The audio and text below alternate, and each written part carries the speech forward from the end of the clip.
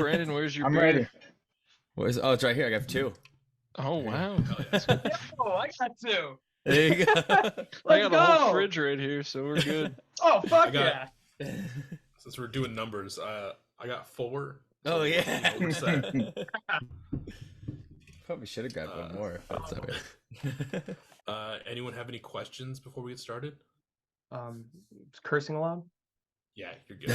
All right, Sweet. sweet. Fuck it. Fuck We're, yeah. No, we're a Just like pro to make beer sure. podcast, but no cursing. It's really good. Yeah, no, you're good Surprise. for all that. Yeah. So I mean, other than that, the only other thing is obviously let's crack some brews, and then I'll do the little intro, and then bring you guys in. But before we do that, I want to also make sure I do not butcher you guys' band name. Perfect. Because I was meaning to ask this. How is it pronounced? Hold on, how do you think it's pronounced? Yeah. Oh God, It's always fun to field it first. Oh yeah. Okay, so I was trying to think of 2 different ways, but I think it's like I feel so on the spot right now. No, I love it. I love it. No, there's no Literally wrong everybody. answers. The Magus. Nope. Nope. Oh, I appreciate it. I Close. respect We've it. gotten that one before. Yeah, it's Maguas. Maguas. Okay, that's Yep. very interesting. I'm gonna have to bring that one up because Oh, yeah. that's a very interesting name. Totally. And it's like I always sit down with like all these like emo and pop punk bands, so like their names are like, you know, a rip from like a song or like something like pop culture reference. So I'm interested about this one now. Hell yeah. But the Maguas. So okay, so we'll crack these beers. I'll do the intro. I will try not to butcher the name as I bring you guys in, and then we'll just have a good time. Awesome. All right. Well, if everyone wants to get their beer ready here. Yep, I already cracked it. I've been going. Oh, you can't. There we go. Well, I got It comes another out one, and so I'm just gonna- appears. All right. In 3, 2, 1.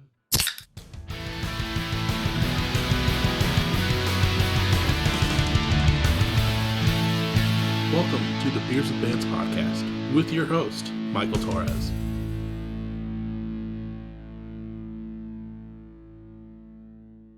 What is up, everyone? Welcome back to another episode of Beers with Bands.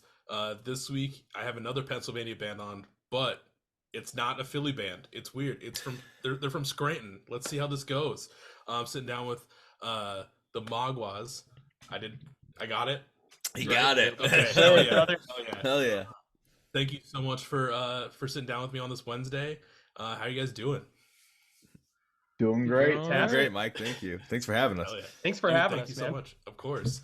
Nothing more that I enjoy than sitting down with people to talk about what they have going on. So I'm super stoked to be doing this one. If you want to take a second real quick and kind of just go around and say who you are and what you do in the Maguas. Sure. Hi, I'm Brandon. I play drums for the Maguas. I also do a lot of the lyric and melody writing with the group, and I also do a lot of the internal management, day-to-day stuff with these guys. Hi, I'm Luke Prasinski. Oh, sorry, Jenks. Me first. I'm Luke Prasinski. I play bass for the Maguas. Hey, how we doing? I'm Matt. I play guitar for the Maguas, and I'm also probably the biggest beer drinker of the band. Cheers. And I'm Dalton, and I also play guitar for the Maguas. Oh, yeah. And I know we are missing someone tonight. Who are they? What do they do? And I think we can give a nice little shout out as to why they're not here. It's for a good reason. Yep. Go on, Dalt. We're missing Eric, our lead singer. That's because his wife is currently having a baby at this moment right now. Right now. Yep. Yeah. Well, like I normally say for members that aren't able to make it, this is where we pour one out for them. And by pour one out, I just mean let's have a drink in their honor. And cheers So- to that. Cheers. Cheers. Here's to Daddy Eric. Mm. Like I said before we fully started recording, like that is seriously like the best reason to not sit down with me. I mean, personal lives aside, but like that's a great reason. Like major yeah. congratulations to Eric. Hell yeah. Totally. But for people that aren't aware of you guys, like I said, you guys are based out of Scranton. You guys are an emo alt rock band that just put out your debut full length back in November. I also should have mentioned this is also the first episode in January, so thank you for welcoming in the new year with me for this. But I Awesome. mean, it's at the time that this episode comes out, it that the record will be out for almost 2 months since it came out on the 10th of November. It's called Settled. A great, I don't want to butcher the amount, it is great 11 song LP that hopefully, I know it already is doing great numbers, but I hope it, is doing even crazier numbers by the time this episode comes out. But I mean, I kind of want to, I like to bounce around a little bit. I know you guys started in 2018. You released the first EP in 2019. Released another one, a good beer in 2019. I want to make a point of that. When I saw that, I was like, I think I'm going to be in good hands tonight. Yeah. Oh yeah. One of Us Is Lying came out in 2020, and then you guys had Evergreen come out in 2021, which for people that might not have dived deep into the discography, some of what's on Evergreen has made its way onto Settled. I'm trying to think of where I want to start with this thought process. So like, what was I guess one thing I want to start with is what made that selection of songs that came from Evergreen so special to bring onto the debut full length. I mean, I guess we just kind of like sat down and we were with the label when we first signed, and we knew that we wanted to bring some of our old stuff onto it and re-release it under the label name and be a part of our full-length album. And really, it was kind of the label going through Evergreen and picking some of their favorite songs, and then we got to put a little bit of our say in it. But really, it was the label saying, "Here's the songs that we want on the full length that'll go with the new songs that we're also releasing." So I think that's kind of how the thought process came to be. Was more so just a conversation with the label back and forth, like, well, what songs do you guys are looking to put on this record as well? What do you think what fits best with what we're putting out now? And I just think that the songs that we ended up choosing are the best representation of who we are as a band, especially right now. Yeah, Totally. definitely. I would say too, like, it was a process for us because Evergreen came out in I think, what was it, 2021? He said, and then we had at that time just entered talks into right after Evergreen. We kind of entered talks into working with CI, and that process kind of took a year. And during that time, we had been recording other songs. And we had all these different plans. We had plans to release "Forget Me Not" and "You" as a like kind of like one-off singles, and then we ended up going back into the studio doing more songs, and it kind of all came together as this collection of stories from years past, and we literally, no pun intended, settled on all these on all these 11 songs. So between like what you guys like were already working on and like with the discussion with like CI as you guys were getting into that, was it originally that you had about like an EP's worth and they were more kind of like, hey, we kind of want to do a full length? And also, I mean, you guys at that point had released 3 EPs. It's usually around that time that a band is like, let's try our hand at a full length and at least put something out. Because I love EPs, don't get me wrong, but when I find a really good EP and then there's like no song 6, I'm like, man, where could this album have gone? And it's great that you were able to bring those songs from Evergreen, and I agree with you, Dalton, where like they fit so well with like this new collection of songs where it works like it's supposed to be, like they were always meant to be on this full length all together. It's great. Yeah, I mean, I think we always had eyes on doing a full length right now. This was like the time we had set for ourselves, like, hey, we want to do a full length. And it was just a matter of then, do we want to write a whole new album or do we want to bring on songs that we re-released? And then, financially and time-wise, it just made more sense right now with the label to do the re-releases. But, we were pretty dead set on doing a full album, regardless of whether it was re-released or new stuff. And I think that going forward, that's what we should expect to be doing consistently. because I think that that's just what we want to do as musicians. We want to be able to fully flush out all the ideas we have and put out as much content as we possibly can and much music as we possibly can. Yeah. Even Definitely. CI Records as a label, I think they're pretty old school. Like, do they even put out EPs? Like, they really like to do vinyls and records, you know? Yeah, Mhm. and now that that's something like that they talked about us with, that they wanted to do a full length. That was big Right. for them. Mhm. Right. Yeah, that's one of the things. Well, one of the many things we saw eye to eye on with that. Hmm. Mhm. And I think Yeah. Evergreen making its way on there is just. I mean, speaking personally, I think that's where the band felt was most our sound. Because like as we were releasing EP to EP, we were still like honing in on what we wanted to be. Not to write to sound a certain way, but like what our sound actually is. And I think Evergreen is what we landed on as being like pretty much our tone, like our sort of ambiance, you know, the moodiness of it. Mhm. Yeah. So I think moving forward, like the songs that we wrote after Evergreen was written just kind of fell in line with that to begin with, because that's very much like our niche that we carved out. Definitely. It's funny because I remember when we were recording Evergreen, having the conversation of like I always felt like it should have been, or it would have been awesome as like a record. And in my head, the idea was I was just like, oh, like Evergreen Part 2, like would have been like the other half of that record, like that kind of idea of as the writing progressed further on after Evergreen was released, and to see it kind of land as it did, I think it's kind of a fulfilling moment to see it as a one full collection. I think that's really awesome. Yeah, I love kind of how you put it there, Luke, where this is where like Evergreen was where you guys were finding your sound and your footing. Because I did go back and listen to some of Good Beer, because obviously beer's in the title, beer's in. Oh,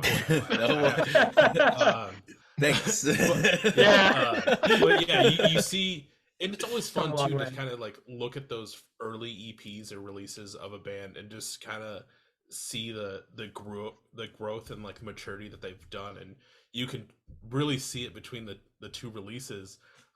Obviously, 2018 to 2023 now, and also you have Nick from Man Overboard helping with producing on this, but like you can just see in the basics of it where you guys have kind of just that you found your rhythm as a band. And I mean, obviously no diss, because every band has that moment where the first few releases are always like, we just want to play music, we want to get this done, and then it's like, oh no, like we could probably do this, and like I really feel like this sound works for us, but like this album came out so well, and Thank you. and Dude, it's thank great. you so much. Of course. Yeah, I think Good Beer was more of like a collection of songs that we had over like a course of all of us writing. So when we really started, saying like, why don't we become an original band?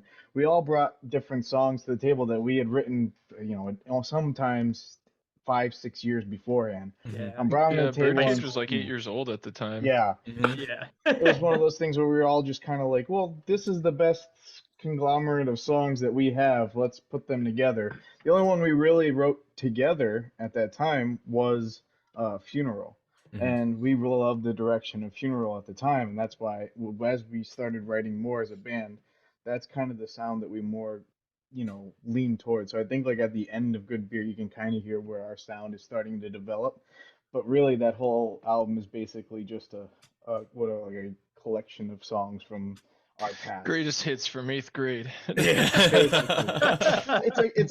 like a scrapbook of where we were as musicians before the band. Right? Yeah. Yeah, exactly. That's a good way to put it.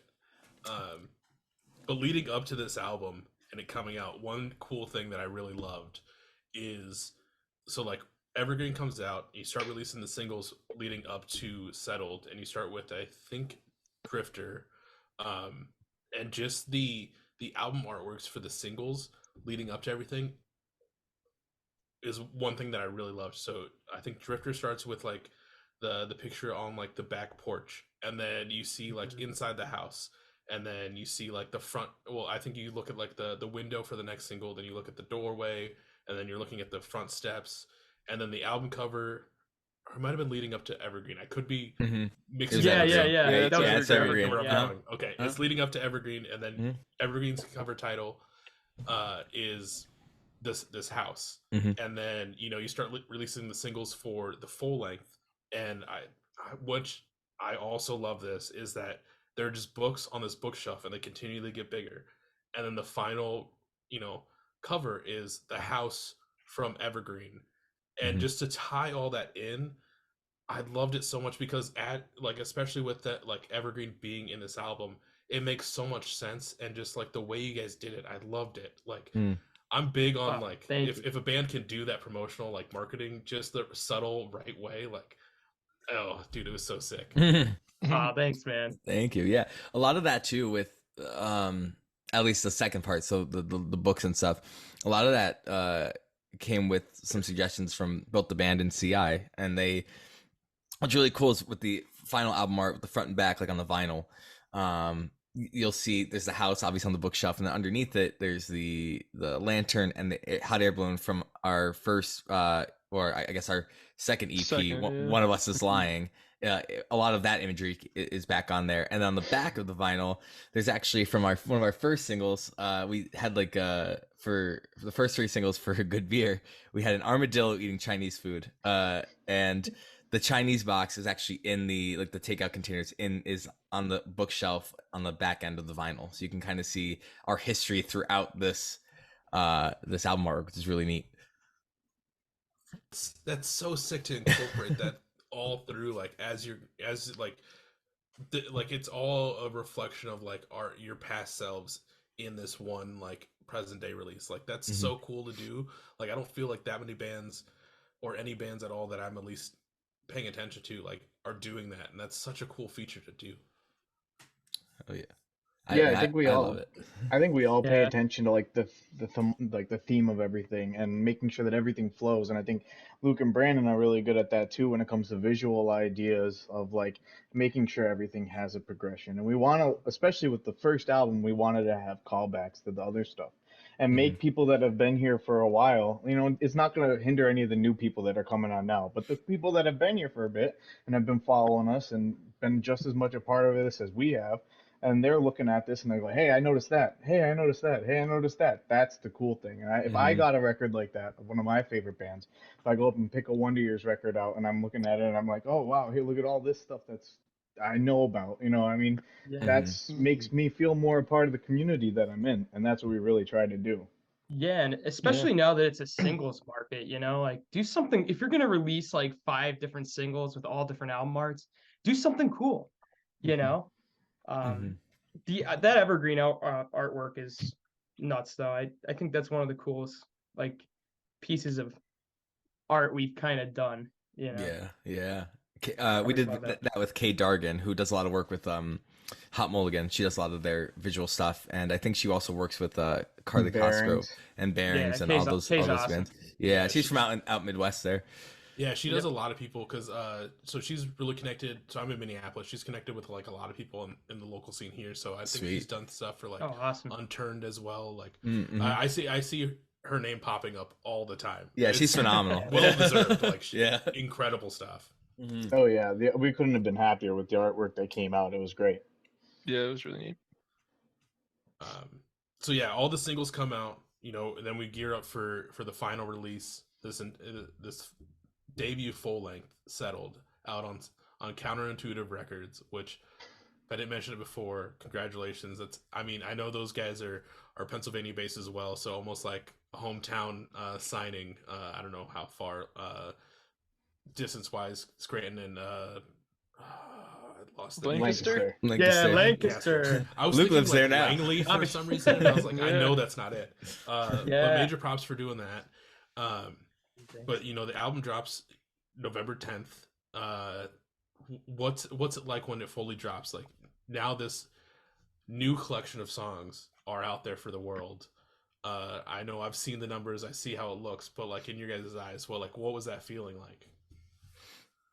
At least for me, it's kind of, it's surreal to release your first record is at any point in your career is a major accomplishment. So for me personally, it was a very surreal moment. And then even today's the day of this recording, it was when Spotify Wrapped just dropped, and people have been sharing their stories with us and sharing. Like, I just saw somebody send us a message that Forget Me Not was in their top 5 songs of the year, and it only came out a month ago. So I'm like, okay, how many times did you listen to Forget Me Not? Which is awesome.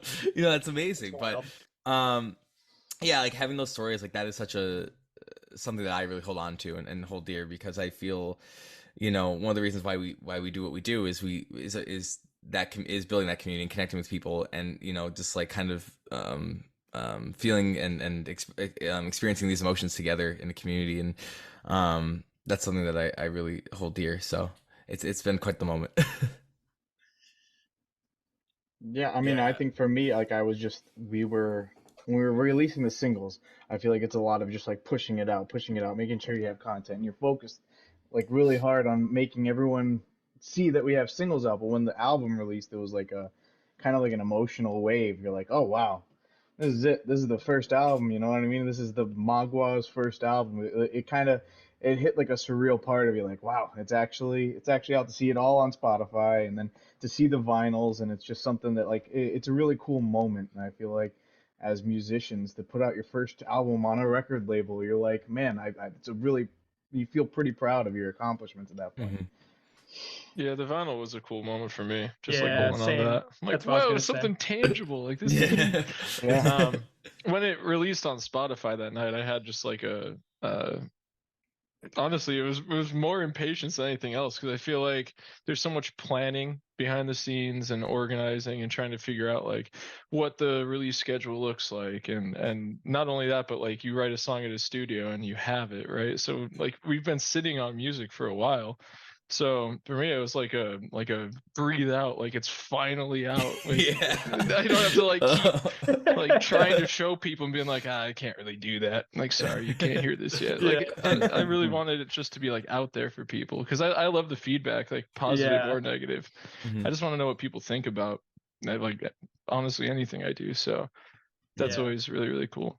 Well said, Luke. Yeah, I was pretty much going to say the same exact thing. Like when we got our finals for the first time, we were actually doing a Christmas photo shoot like 2 weeks ago. And we all got our vinyls, and it was fucking cold out. But we were holding the vinyls, and I was like, holy shit. I don't even have a vinyl record player, but I'm like, this is freaking cool. This is sick. Actually, I'm like, I was this is meaning cool. to tell I'm you about it. that. It's Our real. music's not on those. I gave you just blank copies. They're just Yeah. blank. That's It's okay, demonic they look messages, cool. not music, right there. When you Don't play play it them. backwards, right? Yeah. Oh.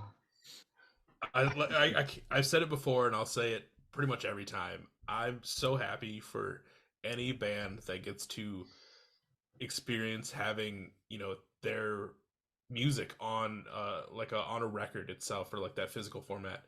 As someone that does a podcast, I should never have that option, because like no one wants an hour-long podcast on a record. But maybe there's someone out there. If you want to do it, talk to me. We'll figure it out. But no, but that's amazing that you guys are experiencing this. The variants too are super sick, and I know we'll talk links later in the episode, but like, did you guys have any input as to the color scheme that was going to happen, or was that more of like just CI taking the reins on that? Yeah, at least that was mostly CI, I would say. We kind of got the surprise of it all. I guess we kind of got sent the content for it, and it was all the vinyl variants, and we're like, oh my god, there's 3 variants and all the different colors and stuff, and they're very much into that. Like, they're kind of in charge of all the physical stuff. So that was a really dope surprise, because I think they're awesome. Yeah. Come out sick. Yeah, I think that's the other nice thing about CI being like your guys' label, is that there's everyone in the vinyl collecting world knows that they put out great variants, and like their variants did not miss for you guys either. So yeah, very happy about that. But I kind of want to dive a little bit more into this record. I know we've kind of been leading up to this, we're building up to it, but like I mentioned, this is an 11 song LP, and you guys don't miss on the emotional title in you guys' big genre title, where there's a lot of heavy moments throughout this that are talked about gone through. I think Brandon, you kind of mentioned it's kind of, you know, like obviously like a collection of like maybe some like past things that have happened through all of your guys' lives. Like, is this, I don't know how I want to ask this. Like, I don't want to obviously pry, but like, is it more just like, what's your guys' like writing process like? Is it more just one person's stories that we're hearing about, or is it like a collection of all of you guys' stories that we're kind of hearing through this music? Yeah, so I'll start with the writing process. So for a lot of the work, at least lyrically and melody wise, I do a lot of the lyrics for the Maguas, and I'll come up with some ideas. And Jenks actually has a studio here in Scranton, and I'll go to him and bring some ideas, and we'll flesh out some ideas there. And a lot of those ideas end up being on this record. The way that kind of goes is we'll go to Nick, and then the band we'll work through them. We'll play through them live in the studio, get a feel for what's what, you know, what we like, what we don't like, and kind of, you know, you get your finished product from there with Nick's advice. So a lot of those stories, like Glum Released Me, a lot of the songs lyrically kind of come from a more personal place, just sharing different stories, or sometimes I'll often place myself into a story and then write that way. There's a lot of different techniques we use for songwriting. And then on the other end, there's some other songs that we worked collectively as a group. Eric has come up with some melodies and lyrics for some of the songs, and writing those together, whether it be at the time it was Dalton and Luke's place, kind of like move the studio for a day, record on some songs, do that, and then take that to the studio. Studio on the go. That's it, studio on the go. So yeah, I like mean, doing that. There's a lot of personality, I think, in these songs. A lot of what I feel is great, some really great storytelling, and for me it was very cathartic to kind of share those stories. And it's amazing to be embraced by this band, and to have them welcome those stories and welcome these songs and melodies, and kind of embrace them and take them as their own, and make it what it is. And I'm very thankful for that too, because I think it's, you know, it's a very vulnerable thing to do, I think, to share music in general, and I don't personally love doing that all the time. So to kind of bring that forward and have them, you know, say that they like it, or say that they don't, like, just to be able to share that with them, I think is vital for our band, and I think vital for my process as well. And just very, you know, thankful to be able to do that. No, that's awesome that you're able to, you know, collaborate so well and keep it going. And then, you know, Jenks, when you said or I know you said it and I think someone else said it, but like the studio on the go, this is a whole side track, but we have taco trucks. Why don't we have a mobile recording studio? Dude, you can just it could you're be giving a me thing. freaking ideas, Michael. Let's fucking go. What are you talking about? Scranton studio, food truck style recording. There's enough room in there to put a booth and stuff. Like, that's it. We'll talk later. My people, house. Yeah, my We people make will a close band. your people. We'll figure it out. Honestly, you'd be able to do a lot of That's sick kinda shit, right? That was Right? like Foo Fighters on Sonic Highway. The one drum track was like in a parking garage. That's it. So That's all they I had need. like the acoustics of it, like live natural reverberance. So like I you know take that- your food truck studio and Food. drive into a parking garage, just crashing into a cathedral, get some recordings. Yes. Drink some beers. Yeah. Fuck yeah. You're like, I'm here When for the I've live done- room acoustics. anyway. Leave me alone. Yeah. So I guess pertaining to the last album, no, but I have like a Focusrite, you know, interface. I don't know if you know too much about recording, Michael, but I just whatever, you know, the interface brought over to Dalton's place. Brandon brought his electronic kit and our guitars and stuff, and we were able to like practice, write, pretty much finish. I don't know if you listened to the whole record, but Searching was one of the songs that came out of that Yeah. recording session, which is awesome. And that was done. I still live in Scranton, a little bit outside of Scranton. Dalton lives in Harrisburg, so that song was progenited in Harrisburg area. Which is cool. I don't know if that's the right word for it. Hey, we could roll with it. Yeah, make it. Progeny- It's a word now. It's a word It now, could man. be. That's got to be a real word. The name of our All next of single. Oxford. Yeah. Our next single, Progeny- Progenited. Yeah, progeny.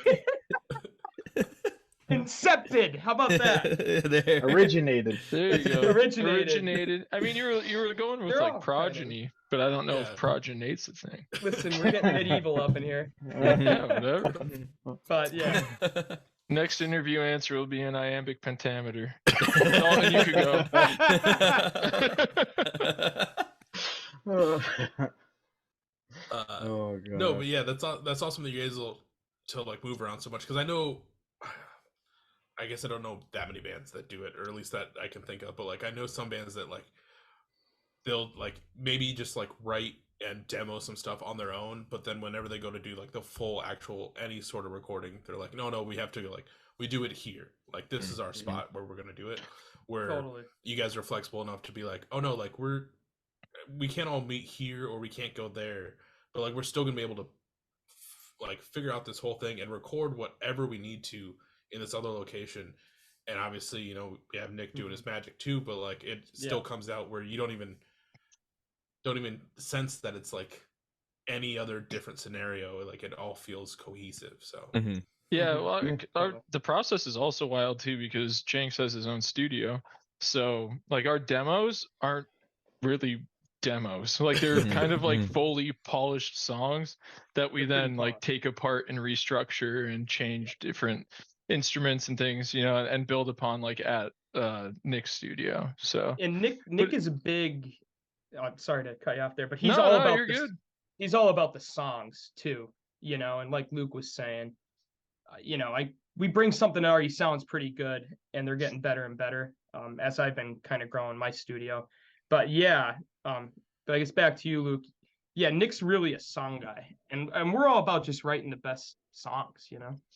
Yeah, because there's been like funny experiences where like we'd show up to the studio with a demo that just has like the craziest fucking synth ripping in the back, just like nuts, and we're like, well, maybe we won't use the synth here, but it's like it's cool because like they are like fully polished, which is great. It gives you a good idea of like tone of the song or what the song's aiming for, and then we get to like structure that how we want when we actually get into the finishing part of it in the main studio.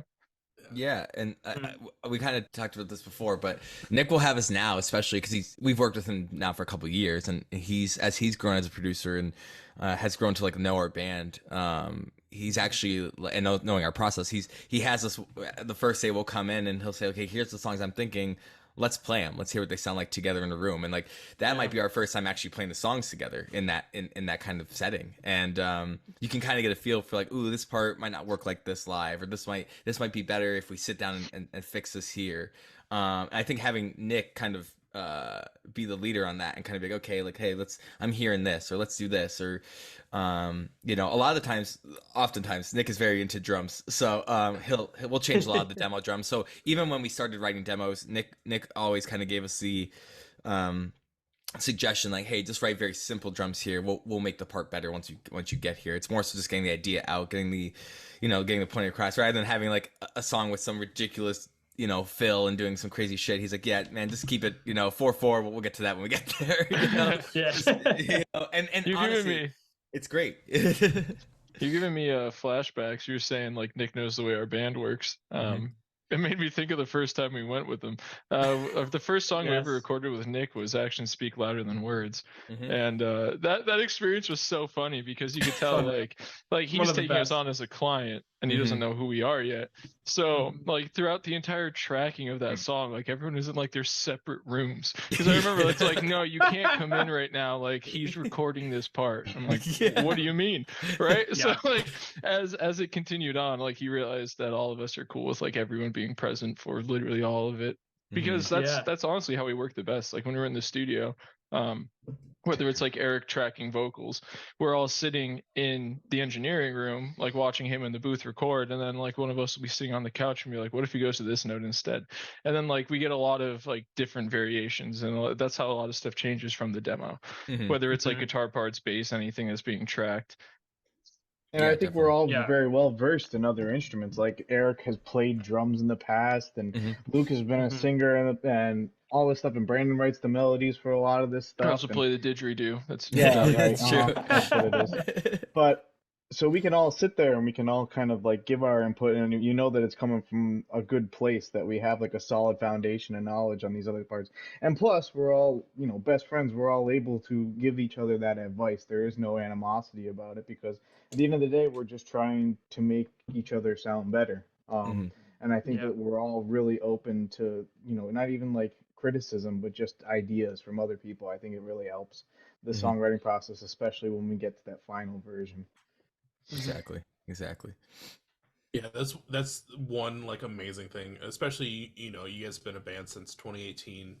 It's now what, 5 years that you guys have been a band. Mhm. Like that's what Mhm. you 5 coming want, up on especially 6. at this point. Yeah, that's what you want, especially at this point, is being that cohesive, like best friends, almost feeling like brothers moment. Where if you're in the studio doing something and someone says like, "Oh, what if you did this?" It's that moment to not take it as a criticism, but more like a suggestion of like, hey, like you could probably do this, and it's not saying that they're doing a bad job or anything like that. And like those moments, once the whole band gets cohesive, you see how well they shine. Uh, which reverting back to the album, like you see how well you guys are throughout this whole thing with Settled. Mm. And obviously, like to jump back to like whole to Nick, I've watched this dude play. I've listened to his music growing up. I've never talked to him. I've never said this to his face. But like I've talked to, like we kind of talked earlier, a lot of the bands that I've had on are from that Philly, New Jersey area, and they all go to Nick.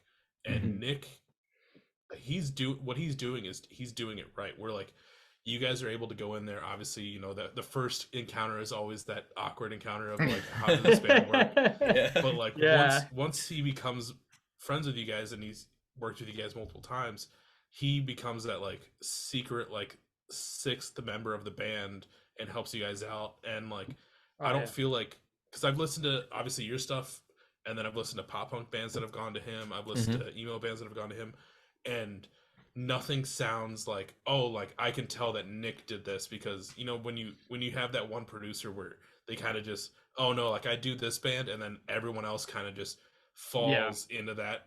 Yeah. Yep. He lets you guys do what you need to do, and that's one thing I really love about anyone that's going to him to do anything. But this isn't a Nick bragging podcast. This is about you We can guys. do that though. I mean, Yeah, we can totally do it. He's We, the we, man. love We Nick. love So- No, fuck Daddy that guy. Nick. Come on. I mean, we used to be. Eric was so nervous the first time we met him that he was like shaking. And then, now we text each other all the time, and we're just hanging out basically when we go to the studios.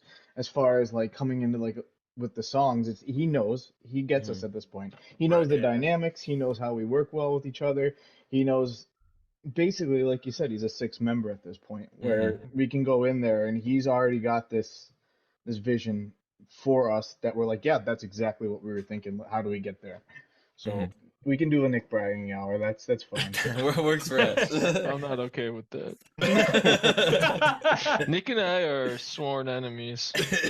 Not really. Not at all. It's all the caffeine you two drink in the studio makes you all anxious and ready to fight.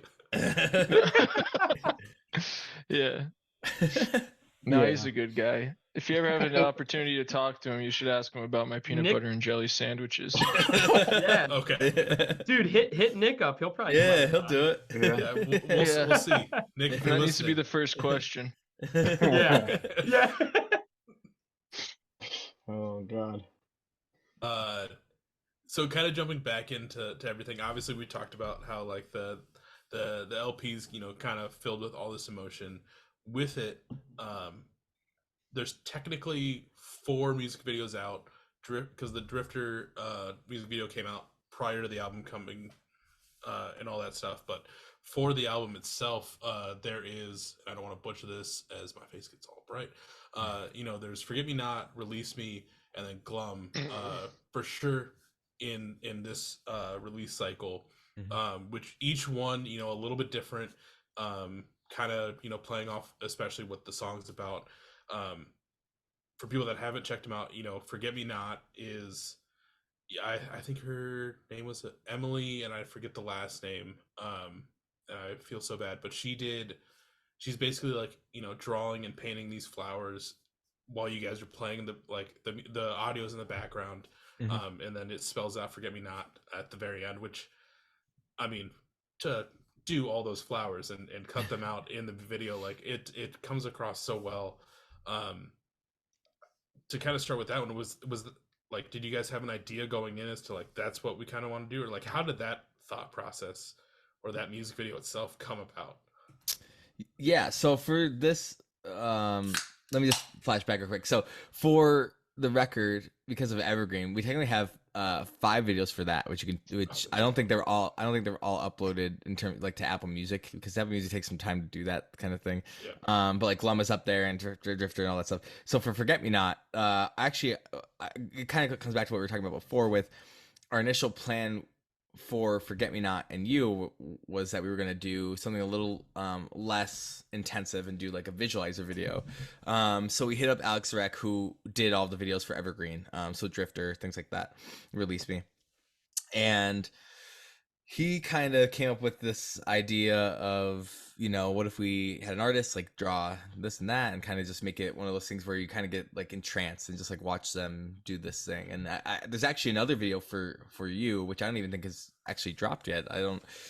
Label has plans for it. I think at some point it'll come out, but it's another visualizer type deal where it's you know, more of a creative side, more of a entrancing / like TikTok style of like content, which I think is for us in the modern music world, you kind of have to think about different mediums to go through to reach people. I know my mic there. I was like, oh no. But like you're slapping the mic for emphasis.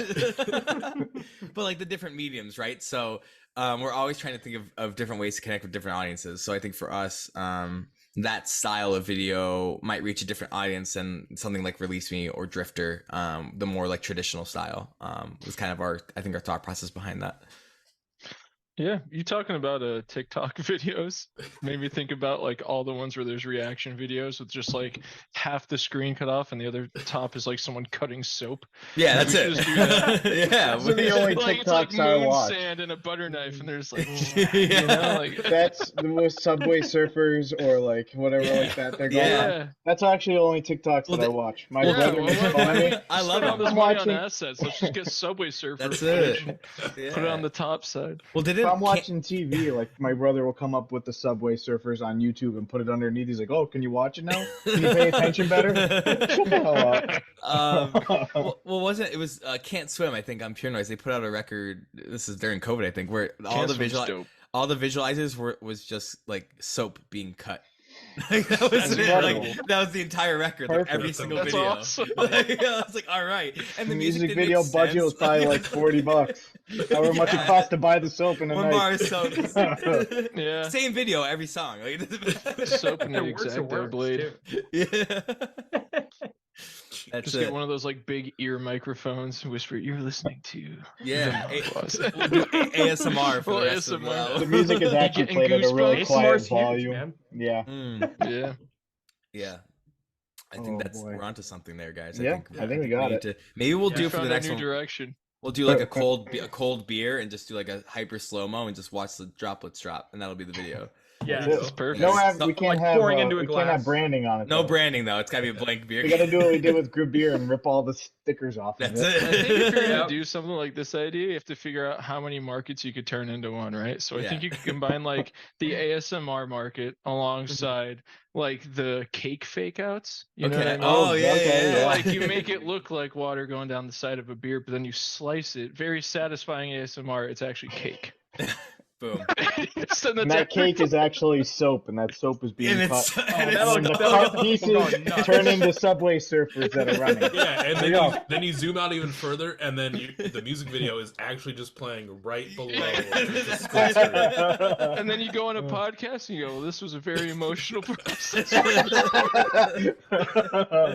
I feel like Bill Murray would do something like yeah, oh, that. absolutely. He's gonna Absolutely. listen to this Satire. podcast and yeah. You're gonna see it. I'm pretty Yeah, sure you're gonna see it. Bill Murray's profile picture right now, I think, is Zac Efron, like for Spotify. Nice. It's like- Yeah, it's like pro wrestler. yeah, like the pro, Mhm. like the, Oh yeah, yeah. Whatever from movie's in right the now. Iron Claw or whatever it's called. Yeah. Mm-hmm. Wow, that was a tangent. Oh yeah, Sorry. we went. No, I love taking loved- things way off the rails. I loved every second of that. I mean, like I've said before, like I love just letting bands just kind of get loose and go on tangents because, you know, everyone listens to the music. They see what you guys are in the audio version of stuff. But getting to see a band just kind of let loose and go down this tangent of, you know, this TikTok video and all this stuff, we see who the band really is, and to me as a listener, it just adds so much more to, I guess, the lore and why I listen to a band. Yeah, I mean, I've always said that we take our music very seriously, but we do not take ourselves very seriously. We're a Yeah. band that's always laughing, always joking around. Nothing's ever serious. Mhm. I Oh, mean, yeah. it's always this, what you hear Yeah, here. I kind of like it too, because especially when you consider like the genre we're in, and the medium our music lives in, right? It's very depressing, dark, all that kind of stuff. And I could see how someone would like watch something like this and then consider us like disingenuous, right? Because it's like, oh, you're not brooding and sad all the time, like what a lie.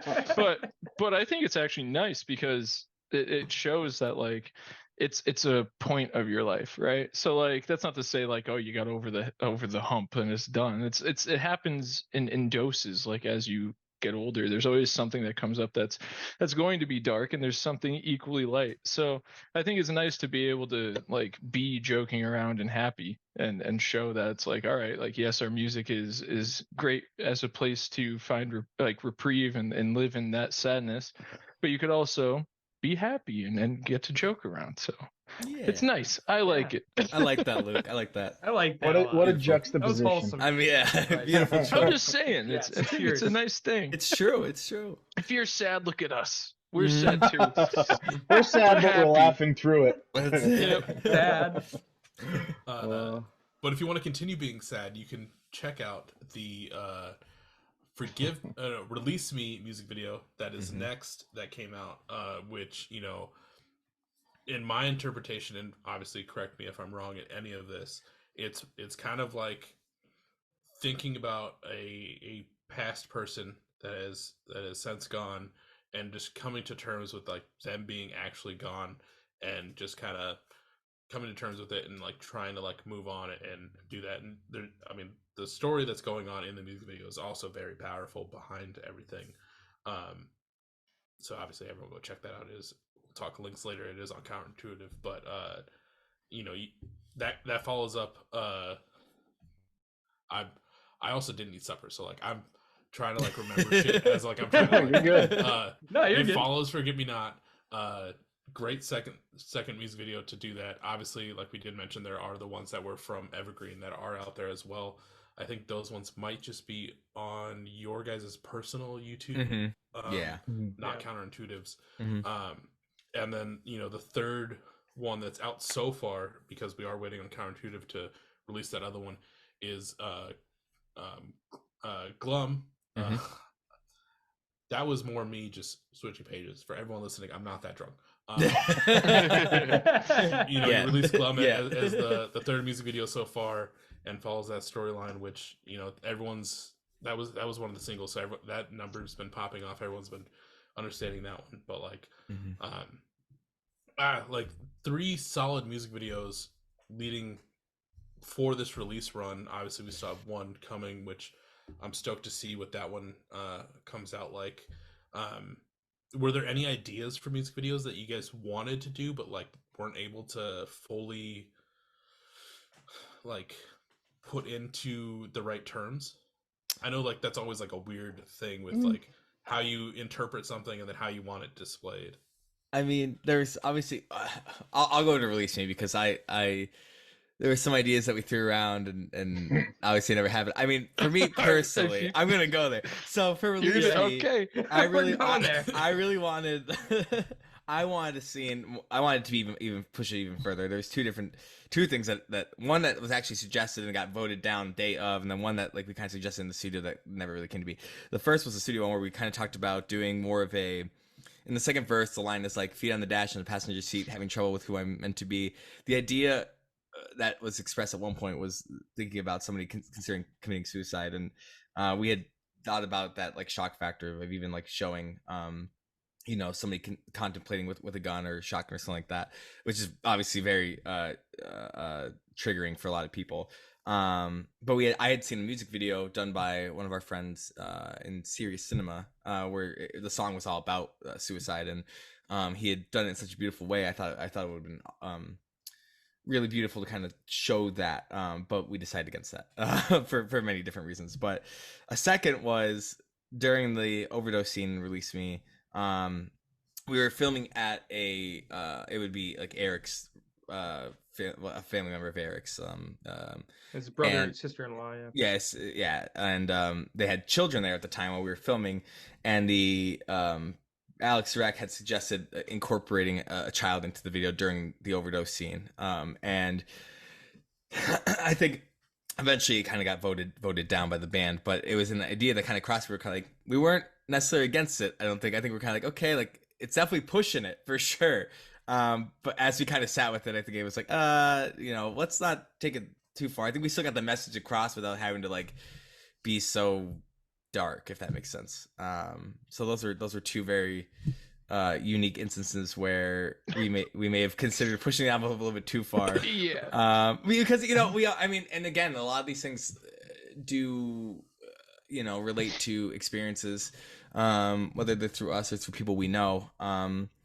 But we try and respect that material too, if that makes sense, and try to not, we understand that there is a shock value that could sell, but I don't think we're, as a band and morally, I don't think we want to push that too far, because we want to respect people who experience these things as well, and we try to do it tastefully, if that makes sense. Yeah, 100%. Like as someone that is not, I don't consider myself like a cinephile, but like I love movies. I can see where those would have worked very well in the storyline, but I also respect why they did not make it into the final cut. Yeah, we're not Definitely trying to be Lars von Trier. If you know who that is. I don't. Should I not look that up afterwards? I don't know. I mean, if you want to watch some At your own fucked risk. up movies, Yeah. Yeah. Is he the guy that does a Nymphomaniac? yeah, he was the one with Yeah, Willem Dafoe. okay. Yeah. Yep. Those movies are ridiculous. Yeah. Yeah. Yeah. No, but I think we. Go ahead, Luke. Oh no, don't no. Go ahead. No, you need to wanted be jump heard. in. Go ahead, spit your message. Yeah, We've Go ahead, Jake. like we contemplated, God, even like funeral. We like contemplated like one of us being buried. Oh yeah, That was yeah, another- we did. that was Like another a live one. burial. Yeah. A live Yeah, burial live burial. that got ex-nayed. Yeah, the there's been a hearse, lot of- everything. We exited all There's Yeah, that. been there a was a lot of- hearse idea. There was a hearse involved at times. I texted my boss at one point to ask if he had an ambulance that we could use, and he's like, Oh yeah. no. We did You cannot borrow the borough's ambulance for a music video. Sorry. I was like, oh, Yeah. all right. I think the other thing to consider too is you like never want it to come off as corny either. Right. Yeah. Yeah. Especially given like the context of what a lot of the songs are written about and like what we're talking about. The last thing you'd ever want to do is take it to a place where it's like so absurd it becomes like, like a horror meme. show, like a car crash Yeah. you can't look away from. Like, what is this? Like, you don't. I mean, for at least me personally, like as far as like what we're trying to communicate and what we're going for, I think it's always good to keep in mind like it doesn't need to be this like massive theatrical showing. Not to sound super melodramatic, but there's plenty of pain in the small moments. You know what I mean? Like, Yeah. you don't need to have someone like soaring off a bridge to be like, oh, I get it now. Like, it's a yeah. No, I'll just leave absolutely. it at that. No, yeah, Luke, I love that because I think. I mean, if you could afford that budget, like that's great. Yeah, I mean, That'd be cool. We're going. Well, if you can afford that budget, it doesn't matter what you put in the music video. You're living well regardless. That is true. Some guy picking his teeth after Yeah. dinner. You're doing something right if you got Yeah. that budget. Need the Creed budget, baby. The Creed Yeah, budget. exactly. Creed budget. Creed budget. Let's I get wanna do Scott the Stapp on the line. budget. I want to do the recreation of baby. them at Dallas Cowboys Stadium Absolutely. in 2000. Oh, That's our That- next the Maguas people, the show. trapeze Theatrical flying thing I could in. totally Yes. get behind. I want to do a recreation. Maybe the next music video. Will That's do it. that. Can I be like one of the trapezes though? Like with Oh, I would Yeah. insist that you're one of the trapezes. That's what I want. What is the name of that? That came up last week. I was talking to somebody. I'm like, there's a name for that kind of dancing, like Yeah, the because it's like flowing on a- ribbon thing that It's you a get tangled ribbon. up It's in. not like trapeze artists. They're Yeah, like there's like a really, specific name climbing for up that dancing. ribbons. I have no idea. Unfamiliar. Can't Damn. help you. Well, I guess we're all uncultured. Thanks. Someone I don't tweet. Someone tweet us the answer when they're done with Yeah. this. Send us the answer. Oh man. I think you guys should just are you guys gonna cover Creed while you guys do it, or just do your own song while doing it? No, I think it has to be I'm a cool very either way. serious We're gonna- song. Yeah. It has to be a very serious, heartfelt song. We're actually gonna re-release "Release Me" with Yeah.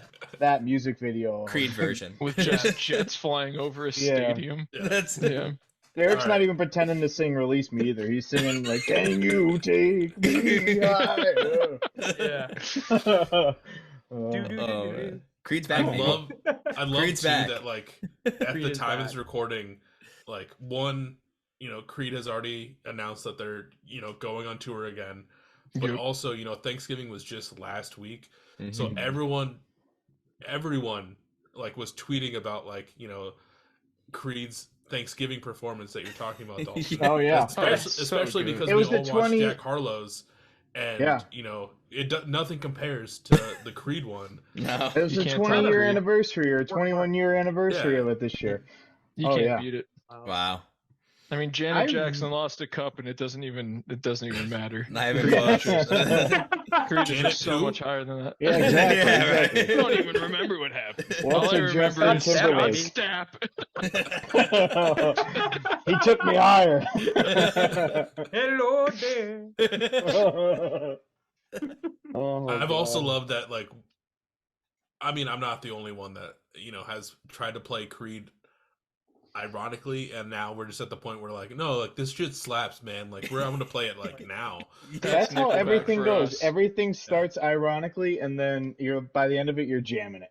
Like, Oh, wait, like you said, We- Nickelback with Yeah, us. we used to Yeah. we used to do we were talking about like mobile writing sessions. Our singer Eric, he used to live in Carlisle when he was in law school. And so we would all plan out a weekend. We'd call it our Carlisle session, and we'd all drive down. We'd get there. We'd like unpack our shit and start writing for the weekend. And without fail, every single time, it would just be us like hammered off of handles of vodka in the living room, Yes. just with an acoustic guitar, just blasting Nickelback, just Yeah. like screaming it.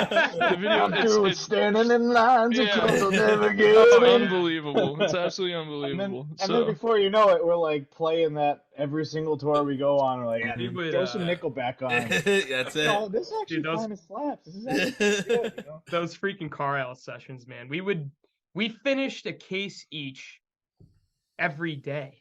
It was like bad. we showed up to the Stop. beer distributor that one time. We've got all the Yeah. cases of beer, and the guy goes, "Oh, you having a party?" Like, no, it's just us. Just us, Us. Music He and goes, practice. "Oh, okay. Well, have fun, I guess." He's like, "Oh, we will." Well, who was it? It was Jenks and was it you, Dalton, that slept in the basement with no heat? Oh yeah, Oh. we slept. With Me the and Jinx sprickets. With the slept sprickets. together on like a twin-sized air mattress down in Yes. Eric's basement, this cold concrete basement. Same. And we woke up, and someone must have turned the heat off during the middle of the night. I think And it there's was no either Brandon maps or on the Eric. wall of the room on your Yeah. twin size Dude, mattress. his windows were cranked open. But it's, Too, yeah, they his were windows cranked were open too. It's like the middle of December, like it's Yeah. 30 degrees outside, and all we Yeah. have is a thin blanket. And me and Jinx at like 5 o'clock in the morning, I'm like shivering up. Yeah, there. once you start Yeah. to sober up. Yeah, Jinx literally goes, "I feel like I'm traveling through Game of Thrones." I'm going, Yeah, it's like we were in Your Winterfell, mic cut man. out. Yeah. It was Oh, his nuts. mic Oh, died. did it die? Right on the punchline. Oh no. Boo, get this Dude, guy out so of here. the funniest is, I'll complete the story. I wake up, I got like the blanket over my head, like a Game of Thrones character, and I'm coming up the stairs. Dalton's right behind me. We get to the top of the stairs. And Brandon's wide awake on the couch with a blanket over his head, freaking shaking, doing work for the band, like manager shit, as he's always doing. He's like, "Oh, it's fucking cold," and Luke's still out. Luke's cooking shit up somewhere in the kitchen. They open the door to Eric's. The Italian stir fry. Luke's a I opened the phenomenal door cook to- at 3 a.m. or at He's any the time, best. but 3 a.m. he's the best. Luke's role is also he's the band cook. That's right. And I open Eric's door. He's got a freaking fan, like blowing into his room. It had to be and he's got no shirt on. He's just like snoring Oh man. next to his girlfriend at the time, which was Melissa. But shout out Eric, Daddy. Not wife. She's Now still wife. around. Now She's wife. the one She's giving still, birth. she's still alive. She's having a baby Yeah. currently. Okay, thank God. 'Cause I thought he just shouted out like an ex-girlfriend. I was like, this might be weird. No. On a Shout day out to like the ex. today, let's My open up bad. the books. Uh, We'd like to give acknowledgments too. Yes. Oh damn. That wasn't even that long ago. What was the question? Yes, wait, how did we get here? I don't know. I honestly don't remember. I know we talked about Creed? oh no, we were talking about like Oh, it was things the that music videos. You're yeah, talking about music Creed. videos. Oh, yeah. Okay. Yeah, And we got to got Creed, Nickelback. and then I was Yeah, talking yeah, about yeah. not making it be like, cringy, Corny. like bad, Yeah. corny. Yeah, and then we got on to Creed, and then that's when things Off go. the rails. yeah, once you hit Creed, you don't come back. It's like the flow That, chart. You hit Creed, and it's just like 10,000 arrows. yes. Well, I know we're getting loose, and we're getting close to probably just going a little bit more off the rails for all these stories and stuff. But I want to make sure we didn't miss anything with the album or you guys in general. So, is there anything that I might have missed that you guys want the people to know about between Settled and you guys? Great question. I mean, we already kind of talked about we have vinyls available. If anybody wants to buy a vinyl, always pitch the vinyl.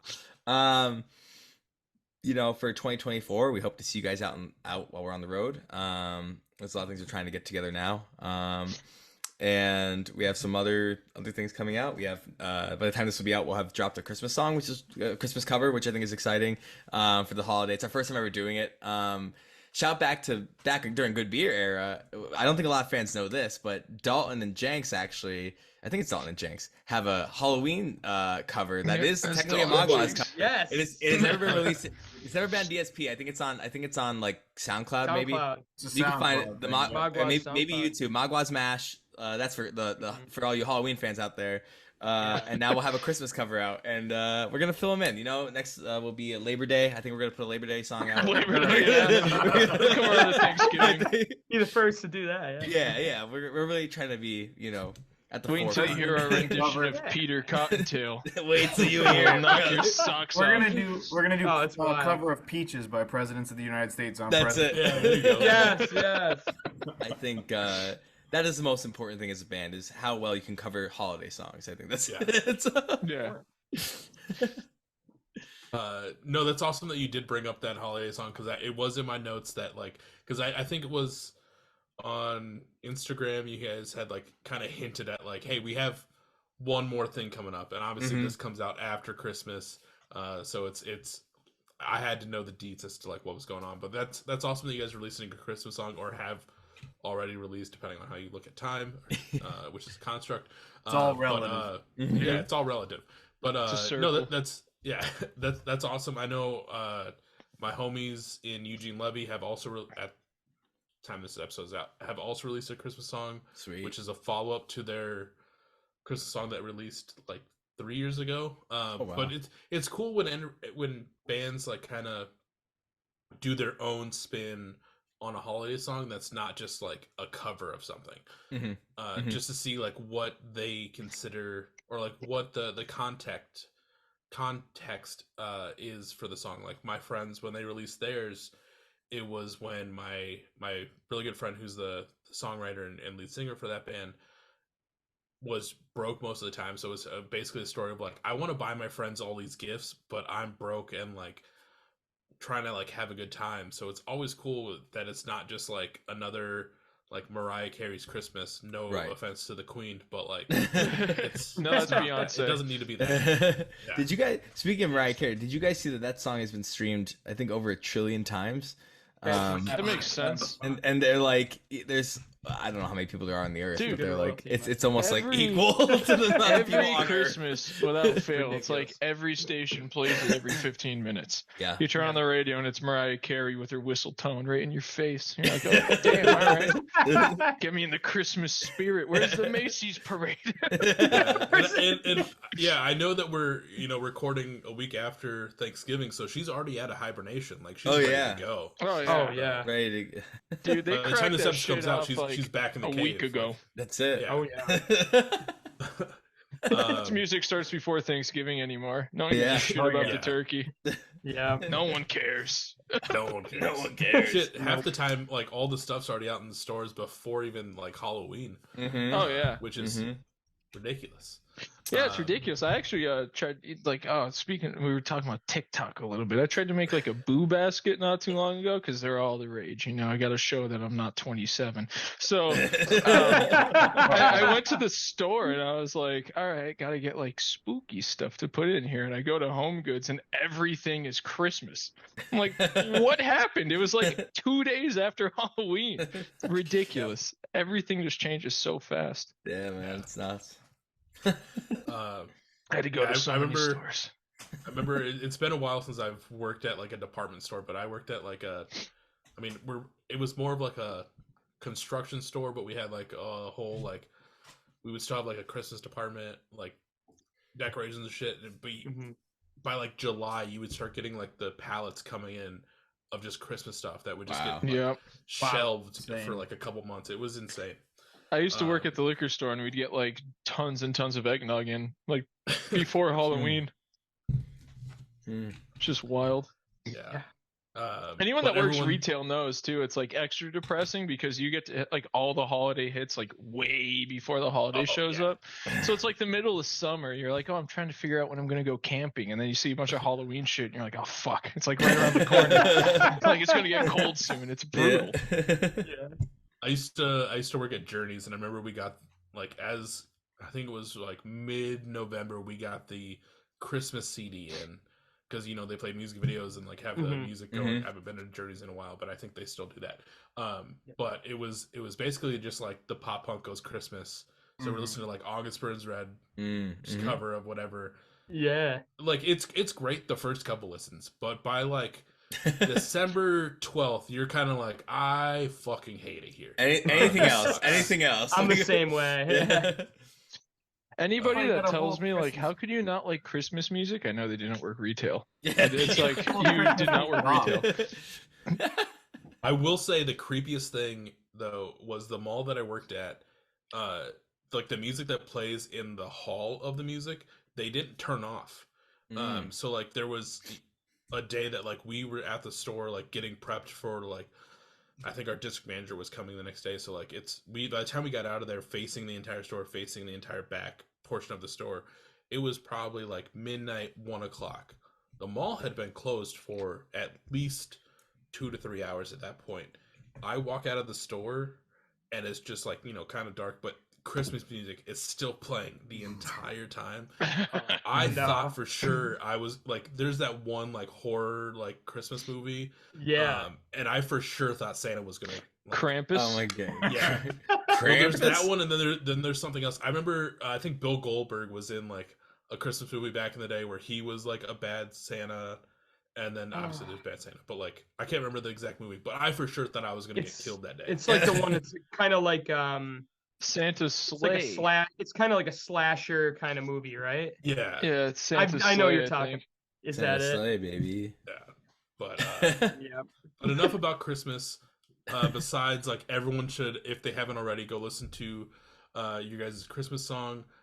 You know, jam settled as many times as you can.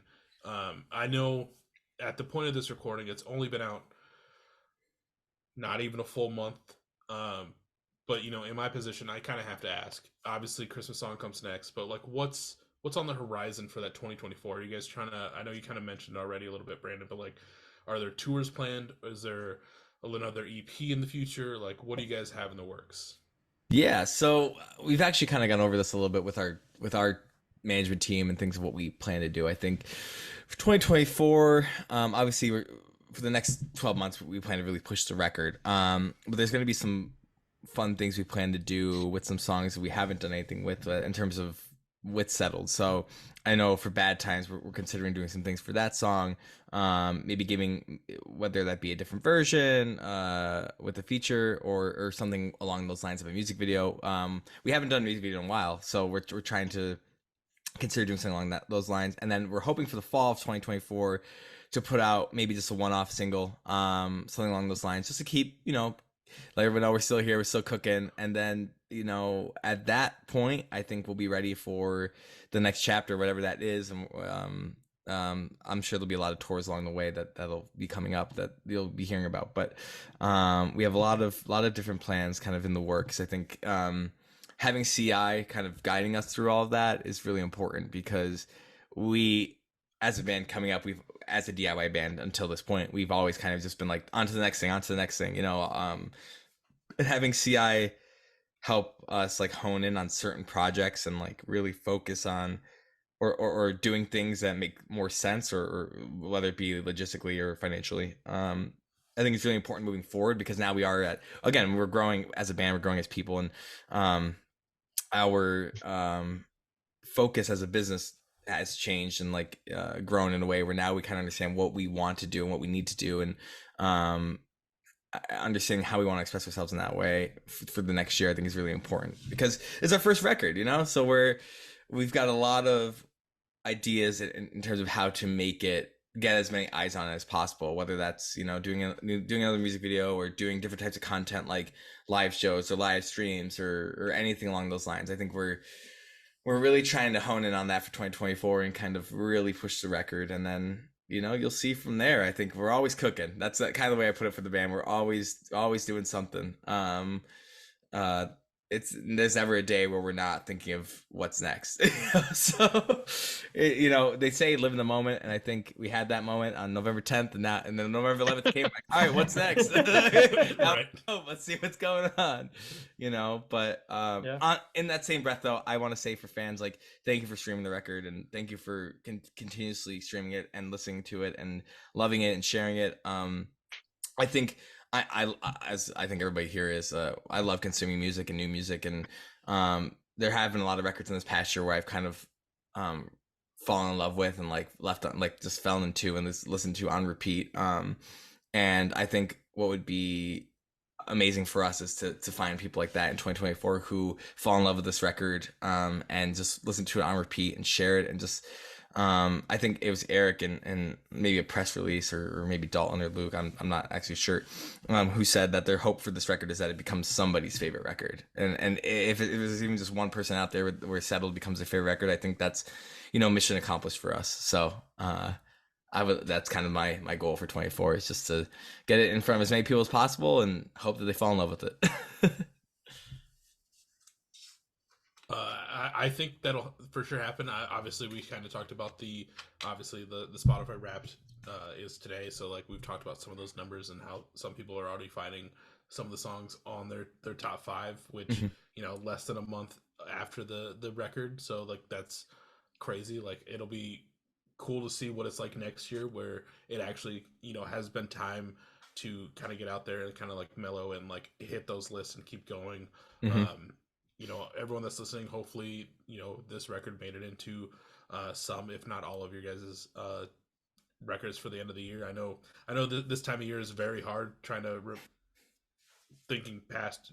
I'm not even gonna get into it, but like thinking this time of year is very difficult because for sure so many things that have been released through the year you're trying to remember, and then all these bangers start coming out like November, December. Trying to tie them in, and I hope people don't skip over this. They like, I've enjoyed listening to it. I'm stoked on it, and I'm really excited to see what the future releases and just future in general hold for you guys. Hell yeah, thank you. for sure. Thanks so much, man. Of course. Everyone go jam it. We'll talk some links in a little bit, but as we start to transition to the later half of this episode, this is obviously Beers with Bands. So this is where we kind of talk about this is the fun little beer segment where we kind of talk about what you guys are drinking on this fine Wednesday. As I normally say, on Beers with Bands, you don't have to be actually drinking any alcohol, because I'll definitely do that for you. But I know you guys are drinking some beverages tonight. So if you want to take a second and just kind of say what you're drinking on this fine Wednesday. Sure. I guess I'll kick it off. I am drinking Other Half from New York. I'm drinking Space Daydream. Ooh. That's my IPA. It's a double dry hopped Imperial Oak Cream India Pale Ale. All right. I like that, brother. Wow. Oh yeah. You sold me. Yep. Yo, And I am is getting a little tipsy because they're 9%, Also, and I am is slamming.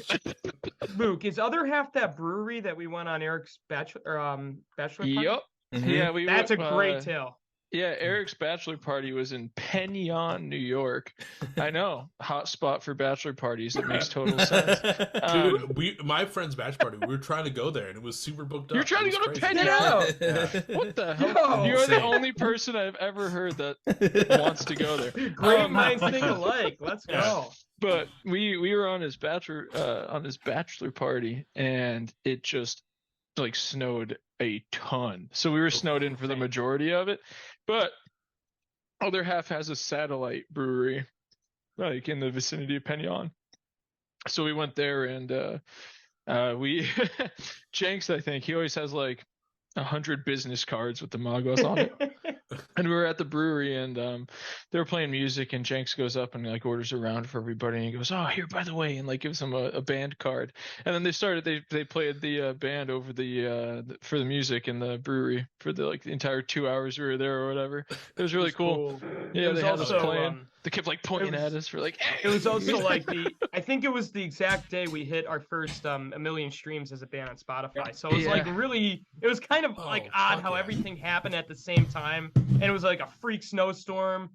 And shout out to other half because they were awesome. They were giving us like free beers to go, and they were really like awesome people. Yeah, their house dope. That was Their really, beer's really awesome too. And their beer's When you amazing. get into like the beer trading scene and all that, like years ago before they started distributing it, it used to be like something you'd wait in line for and try to buy a ton of and all that. But all right, that's what I'm drinking. Moving on. So I'll go next. I've been this has been my favorite drink of like the past year is the Guinness called the Nitro Cold Brew Coffee. It's a lighter beer, but it's so smooth. I've been kind of getting into the darker brews. I used to be a big IPA guy. I don't But, think I've they're ever just- heard they're so nitro. enjoyable. Like, I don't think I've ever heard Guinness and lighter beer in the same sentence. I was going Yeah! to say. I guess I view it like lightness to me anymore. It's more about the hoppiness. So if I'm Okay. drinking a beer and it tastes like I'm licking a pine tree, I'm like, ooh, that's Okay. like a heavier, like double IPA. Like, But like hell a yeah. Guinness to me is just like, oh, I'm drinking a coffee. I don't know. No, I yeah, think that makes they're sense. Easy. Yeah. They're easy like to go down. They're not like smacking me in the face with like hops, you know. Okay. But that's what I'm consuming. Dugan, you drinking?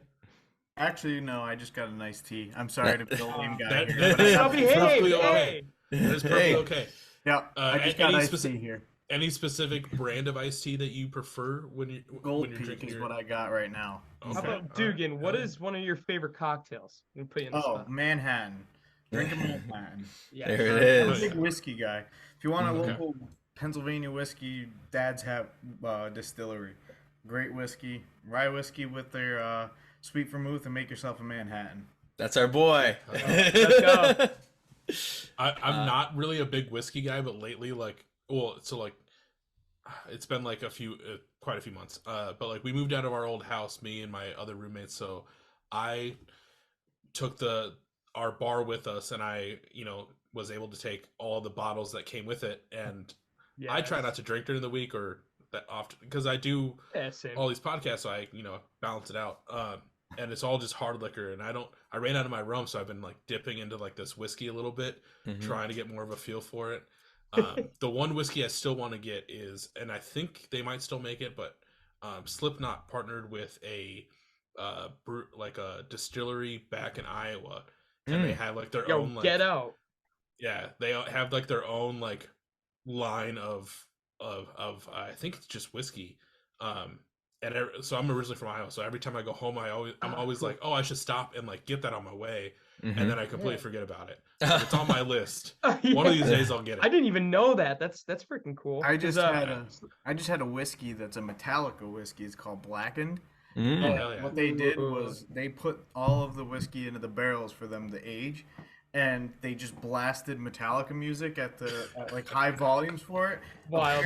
Apparently the vibration of the music It's is a thing. supposed to make it sink into the wood and release the flavors a little bit more. That's a Hell thing. yeah. It tasted like regular whiskey to me, but that's the story. But was it straight metal, up sounds- brother? Yeah, It was that metal, straight up for sounds sure. like a 7th grade like science True metal. project. Oh, that's exactly what. Yeah. But I got it as a gift, and it was really good. Dude, hell yeah. Oh man. Yeah. Brandon, you're up. Yeah. I am drinking, which is a surprise because I rarely drink at all. But it's the occasion, so I didn't go out and buy anything. So I'm on my 3rd Truly, which is dangerous for Brandon. So I had a lime and a lemon, doing and now me. I'm having the grapefruit here. You know, I'm gonna run and grab another. if I had to pick a favorite brew currently, you know, I'm a big sour guy. There's a lot of local breweries here outside of Scranton. In Pennsylvania in general, I think we have a lot of pretty decent breweries. And one of the more recent batches for our local brewery was Breaker Brewery and Paw Pack Brewing. Shout out to them. Paw Pack Brewing has at the end of the summer, it's like a strawberry, I don't know, sour. It's delicious. Strawberry watermelon. I think it's a weird mixture, but it's amazing. And that's kind of what I wish I had right now. But I'm drinking a grapefruit Truly. So cheers to that. Are we talking about favorite beers? Yeah, I mean, what's? Oh, yeah. I know you're drinking the Two Face, but like, what's your normal? Like, what's your favorite? Like, what's your go-to for stuff? So like if I'm going out to a bar, I try to get Guinness. I'm a big Guinness guy, like Jenks over there. I like regular Guinness, but Not that. You don't want the nitro. yeah, I don't want that. No, I don't want his coffee. Give shit. him the heavy shit. I don't want give me the regular Guinness. But I mean, pick of the litter. My favorite brewery is Equilibrium, which is in I think it's right outside of Middletown, New York. They have awesome shit. If you ever see any EQ beers, give them a whirl. There was a toasted marshmallow Great beer. beer that they had that was like Yeah, it was so insane. good. It literally tasted like marshmallows. I was like, wow, what the hell? But it was Yep. perfect. It tasted great. I'm really into. I'm like super into just booze in general. Like anything you could eat or drink, chances are I'm like very into it. So Yeah, I feel that. I mean, for this episode, you know, start of the new year, had to kind of revert back into it. I haven't had PBRs on the podcast in a while, so had to go back with the good old PBR. There it is. Let's PBR. go. that's how Love it, Mulligan, man. right? They got Yeah. the PBR sponsorship. Mulligan's got the Yeah, PBR. yeah, they had They the got lots of 1776 case Yeah. or whatever. But Yeah. Yep. as I've said, like I've had PBR for probably 90% of the episodes. I've sent them a few emails. They have never responded. So Nice. This year's your yeah, year, brother. that's We I got- hope, should I try hope sending them this a year's question. my year. I'll send Yeah. another one. But on the off chance I don't, if anyone has any suggestions, that is more not just regional or local beers, hit me up. Tell me what I should get, and I'll have them on the podcast. Hell yeah. But, Stro Light.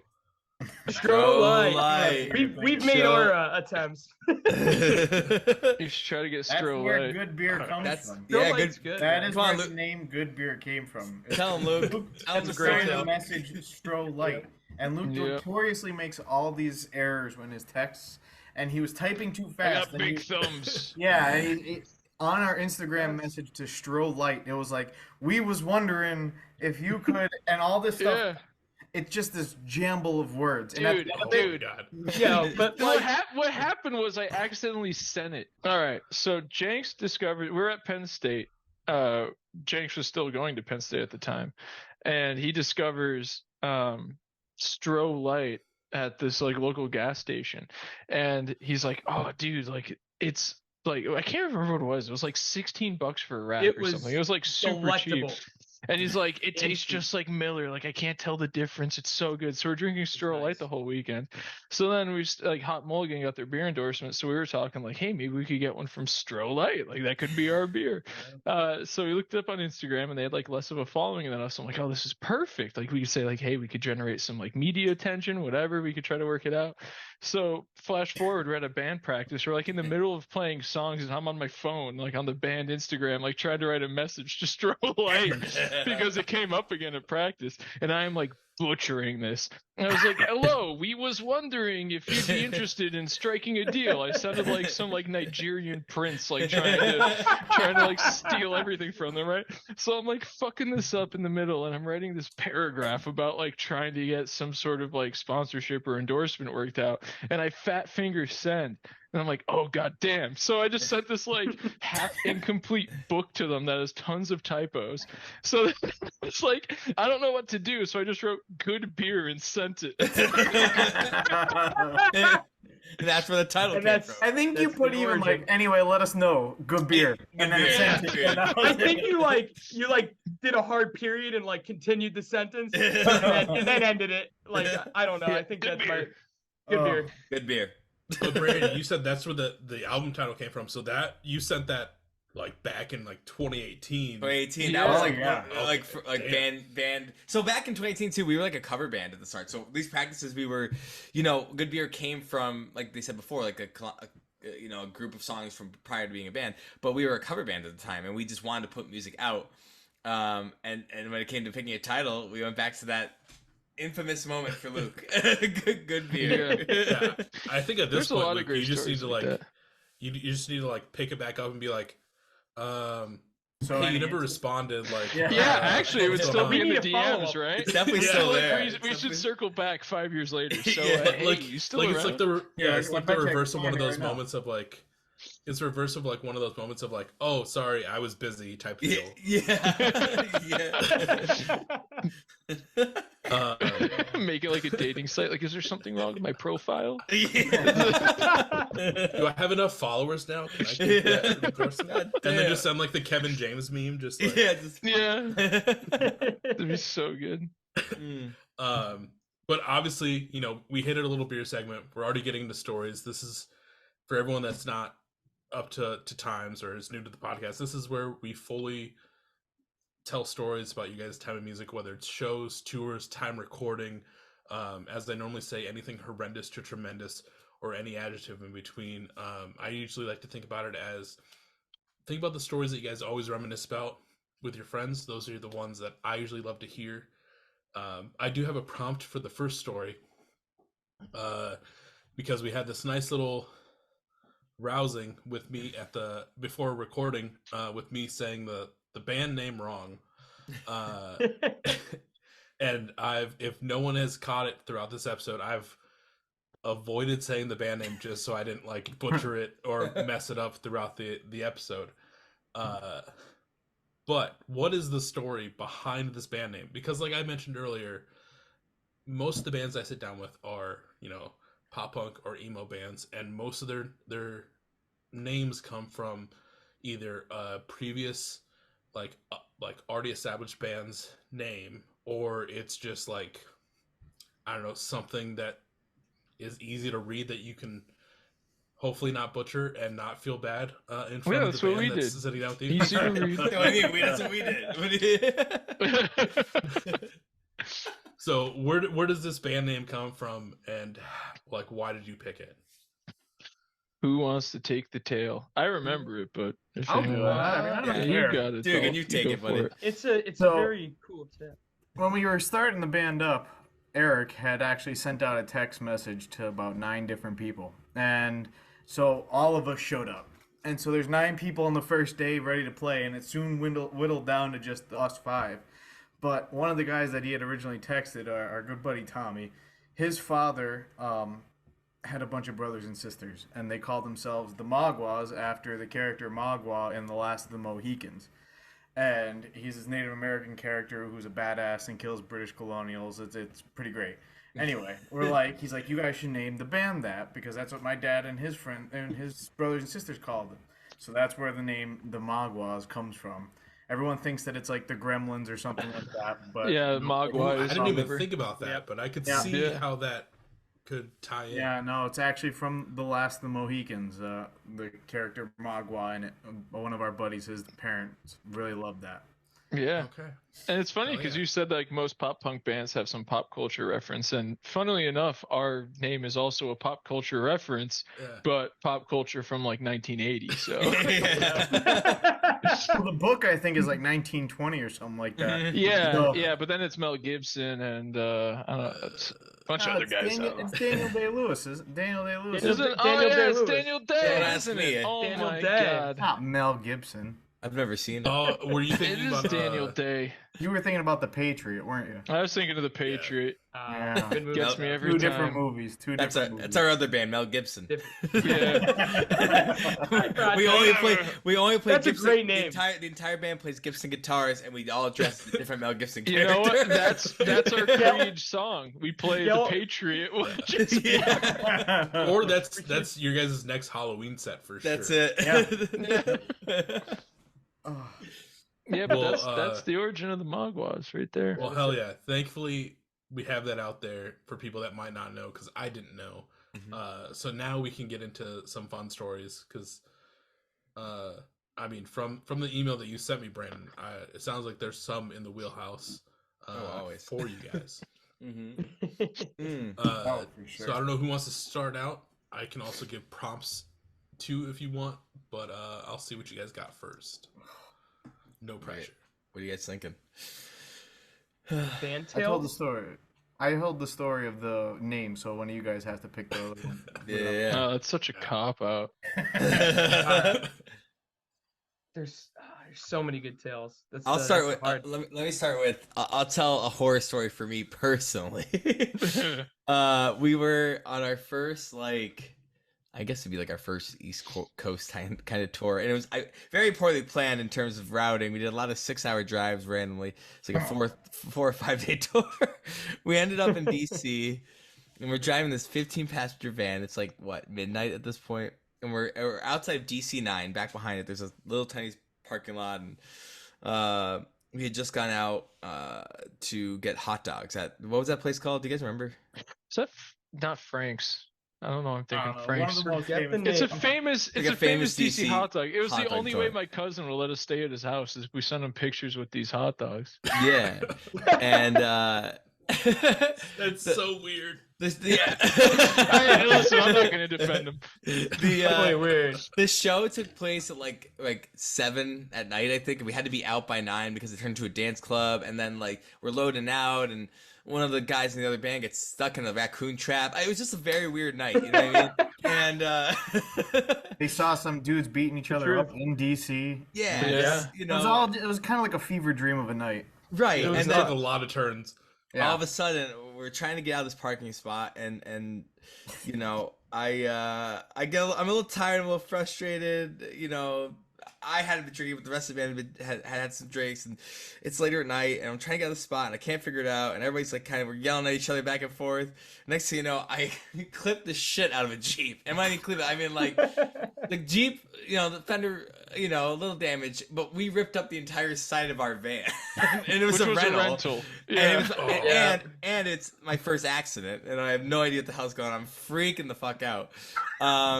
And you know, I'm you know, I don't think I slept that night. We called the police. They were we're not coming. They didn't give a shit. That's my favorite part. They're Call the police. You're like, hey, I got into an accident. Do you guys want to come and do it? You're like, no. What are you talking about? Go away. You're like, no, leave your information if you want to. And I was like, what? How is that? Yeah. And we ended up going. Well, Silver Springs, I think, is where we ended up driving to. Right? Yeah, Luke? Silver Springs is Yeah. where the house is. His cousin lived out there, and we ended up getting there, and I didn't sleep the entire night. I was so fucking But you loved distraught. the golden retriever. Yeah. But the golden Kiwi. retriever Yo, saved my I life. did a lot man. of cuddling with that golden That retriever. that dog made everything better. I had to cuddle And, with Eric that night. That was rough. a little bit different than the golden You retriever. guys got a golden Luke's- retriever. I got a That was funny to hairy me, Italian man. Because we were in Crawling up the DC roof. and we had no lodging planned. So I Yeah. was like, Yeah. Yeah, I could nothing. hit my cousin up and see if we could drop Yeah. by the place. That was the thing too. You're right, Luke. That's really our funny. plan was to leave that spot and drive out. We were gonna Yeah. drive 6 hours somewhere else. I think to New York City or something ridiculous, which Yeah. was my idea, which is also dumb looking back. But Luke, you know, came in clutch with the cousin there. But thankfully we had that set up, or I don't know what the hell we would have Oh, it's done. awesome. Yeah, know, and he was 'cause so excited to make us coffee in the morning because he, was. he He was- finally oh, figured Lecco out was his a good espresso dude. setup. Yeah, Oh yeah. my Yeah. cousins What's are up, Greek. man? That's a common theme though with us going on tours that at least at the beginning. Now we've gotten much better. We're used Yeah. to be like, we'll find a hotel. I'm sure we'll find a hotel or something. And then we're Day sitting of. there and it's like Not 1 that a.m. easy. and we're on like Travelocity and we're like, where the hell is? And it's like, we drive these 4 hotels hours are east. $400. Yeah, we drive 4 hours east. We can get one for $320 a night. And then We got it, drive boys. 7 hours the other way the next day. And it's like, oh god. See, Yeah, ours the was last- always we'll be able to find someone at the show that'll like be kind enough to like let us stay, and then it wouldn't work out. And I remember specifically there was like one night we played South Dakota, no one like offered up a place to stay, so we're like, cool. Drove to like a rest stop, and it was like early May in South Dakota. It still gets down to like fucking 20 to 30, and we're all just in the van, just like, Oh, yeah, this is no. great, man. This is great. Oh, Don't tell my no. mom. Literally. Yeah. Yeah, that's brutal. Yeah, the DC, that was like our first run, man. And That was cool. That was fun. Just that like was a general tough travel stories are the big ones for me. We Mm, were yeah. oh shit, when Eric took the edibles, was that Oh, the dear Amityville God. show? That was the Amityville? same tour. That was the same yeah, but that tour. was That was Oh like yeah, Amityville, same right? tour. Last day. Coming back home, yeah. Coming back from Amityville, Yes. right? That's what. Yeah. Yeah. So Yeah. so we New York played City. a show in Amityville, and to get ahead, we had to get out of New York City, and Dalton was in a different car, so it was the four of us in the van, and we get to the gas station to get gas, and Eric is like, "Oh, dude, like I didn't smoke any weed for like the past 2 weeks, like I haven't done anything." And he's like, "Now that the tour is done, he's like, I could unwind," and he takes out 2 fucking like weed capsules that he has, and he's like, I'm just gonna eat them both. So he takes them both. We fill up the gas. Eric gets in the passenger seat. Brandon's driving. Puts in the GPS. We get on the road. Obviously, they hit Eric. He's fucking like zooted in the front seat, right? So we're coming up on a turn, and Brandon's like, "Eric, do I turn at this one or the next one?" And Eric goes, "Ah." And then we just missed the turn. And Brandon goes, "Was I supposed to take that?" And Eric goes, "It doesn't even matter. It didn't add any time to our trip." And we're like, okay. So then we're continuing through, and Brandon's like, "Eric, do I take this turn?" Eric misses it again. It's fine. It's fine. The time's the same. This happened like 4 fucking times, right? Yeah. We're driving in a circle through like 5-lane highway traffic, just like completely getting nowhere. 50 Right. passenger van. Yep. We've done this loop like 2 times now. So I like start seeing things I already saw. I'm like, what the fuck is going on? We get to this intersection, and it's 2 left lanes, 3 lanes to go straight. And it's 5 lanes all sides, right? So we're sitting there, and it's a red light. And the straight lanes, the 3 that could go straight, turn green. And Brandon starts to go, and I go, "Brandon, are you sure that's our light?" And he's like, yeah, we're fine, we're good. And he starts going, and there's 3 lanes of New York traffic flying at us, and Eric, high as fuck, just looks out the window and goes, "Whoa," like super sarcastically, right? Like not a care in the world.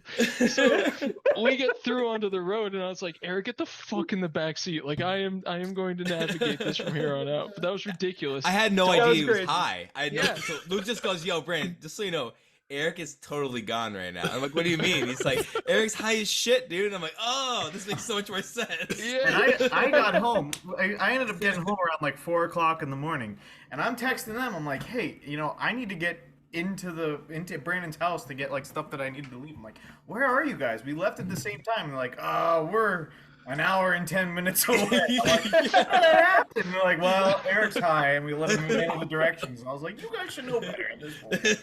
What the hell? It was ridiculous. Oh Uh, no. That's hilarious. That was wild. I know we mentioned it earlier, but shout out to Eric for having a kid today. Yeah, that guy's having a kid. He's Yeah, gonna become a guy's having father. kid. Cheers. Oh God. Daddy Eric. Giddy up. Here we go. Oh, dear. Giddy up. Oh God, that's Yep. So, that's if amazing. they're all gonna be stories around traveling and touring, I guess I haven't told this tale yet on a podcast, Oh and boy. I think Brandon already knows where this is going. I don't know if I do. I don't think I've told it yet. So we were supposed to play a show in Oneonta, New York, There it is. I forgot. early this year. And this is the craziest. God. This is kind of different. This one isn't funny. This is kind of a thriller. we're gonna kind of switch up the genre here.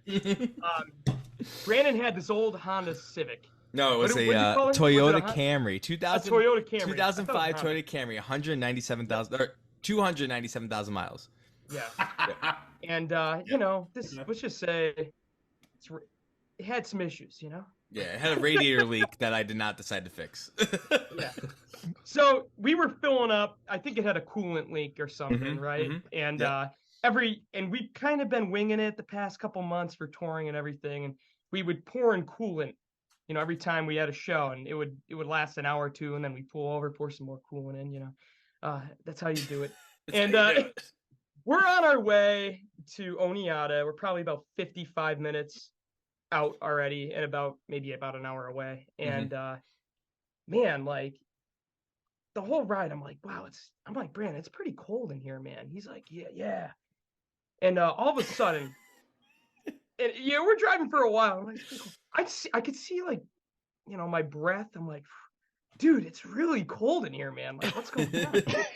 And I look at him and he's like, I don't know. And then I look over and then I'm like, is it a little smoky in here today? And in a matter of 10 seconds, the car is just billowing it with fucking smoke. Oh yeah, the entire car. We're on the fucking highway, Michael. Yep. So we're fucking cooking. Yep. Dude, Brandon, it's smoking. Every light on the dash is on. It's a nightmare. It's insane. So I'm like, fuck.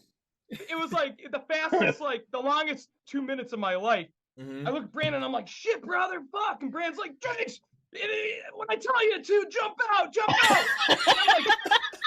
I'm holding on to the fucking handle. I'm like, yo, if you see a flame, you jump out. I go, brother, it's gonna be fine. Everything's fine. The whole car is full of smoke. I have the lights on inside. I lose power steering. So we're fucking, we're coming down the exit ramp, and I'm going, Jakes, I love you, brother. I'm so sorry. He's apologizing to me like, I'm sorry, Jakes. I'm like, brother, let's just fucking do this shit. We had to. So I didn't have steering. So we're coming down the exit ramp, and there's a gas station right next to it.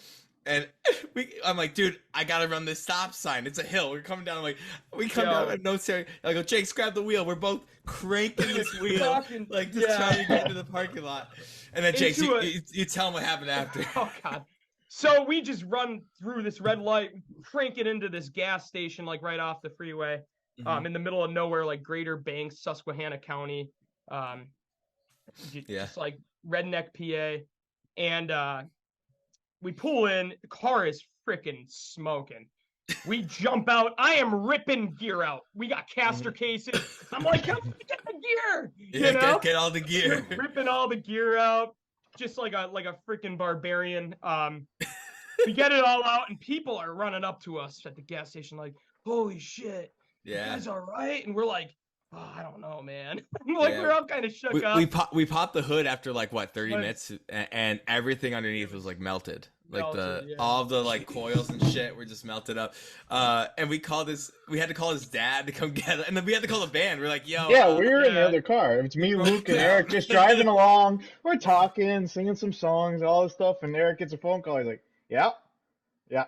Nope, we're right by there. Okay. And he hangs up. I'm like, what was that about? He goes, Brand's car is on fire. I go, oh, nice.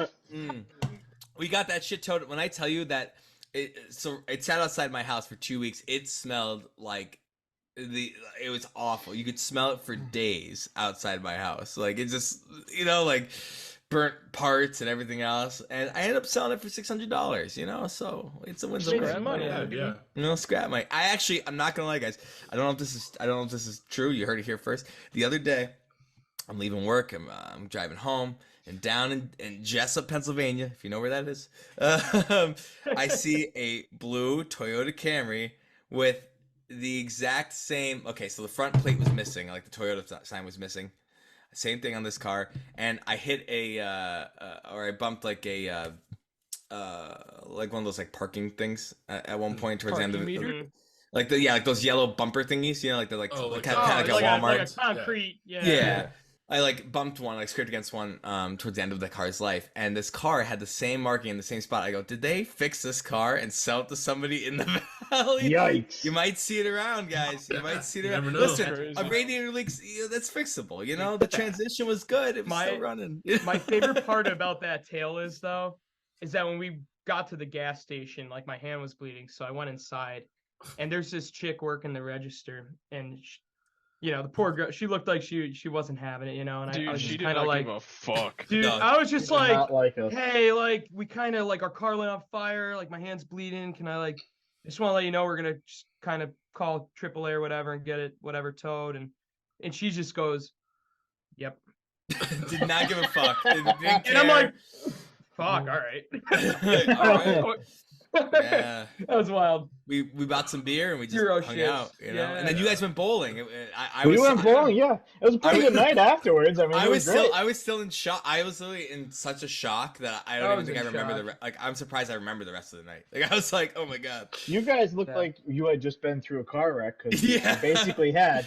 And Yeah. me and Eric and Luke are like, well, do you want to go bowling? And we're like, Yeah. yeah, sure, let's go bowling. Yeah. Shout out to sorry we never made it to Oneata. The second Yeah. we basically just canceled the gig right there. We're like, yeah, we're not like we called the other band we were playing with. We were just like, hey, we're not coming. They're like, oh, do you want us to come get you? And we're like, honestly, man, I just want to go home. I was like, I'm just, It's like, yeah, it's been real. It's been real. I'm a little fucked up.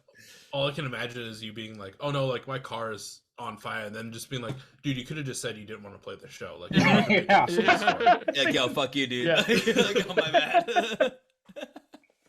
Yeah. Oh, yeah. Since man. you guys told traveling stories, I feel like I should tell one. I know I've told this one on the podcast before, but for people that are just tuning in, they might not have heard this one.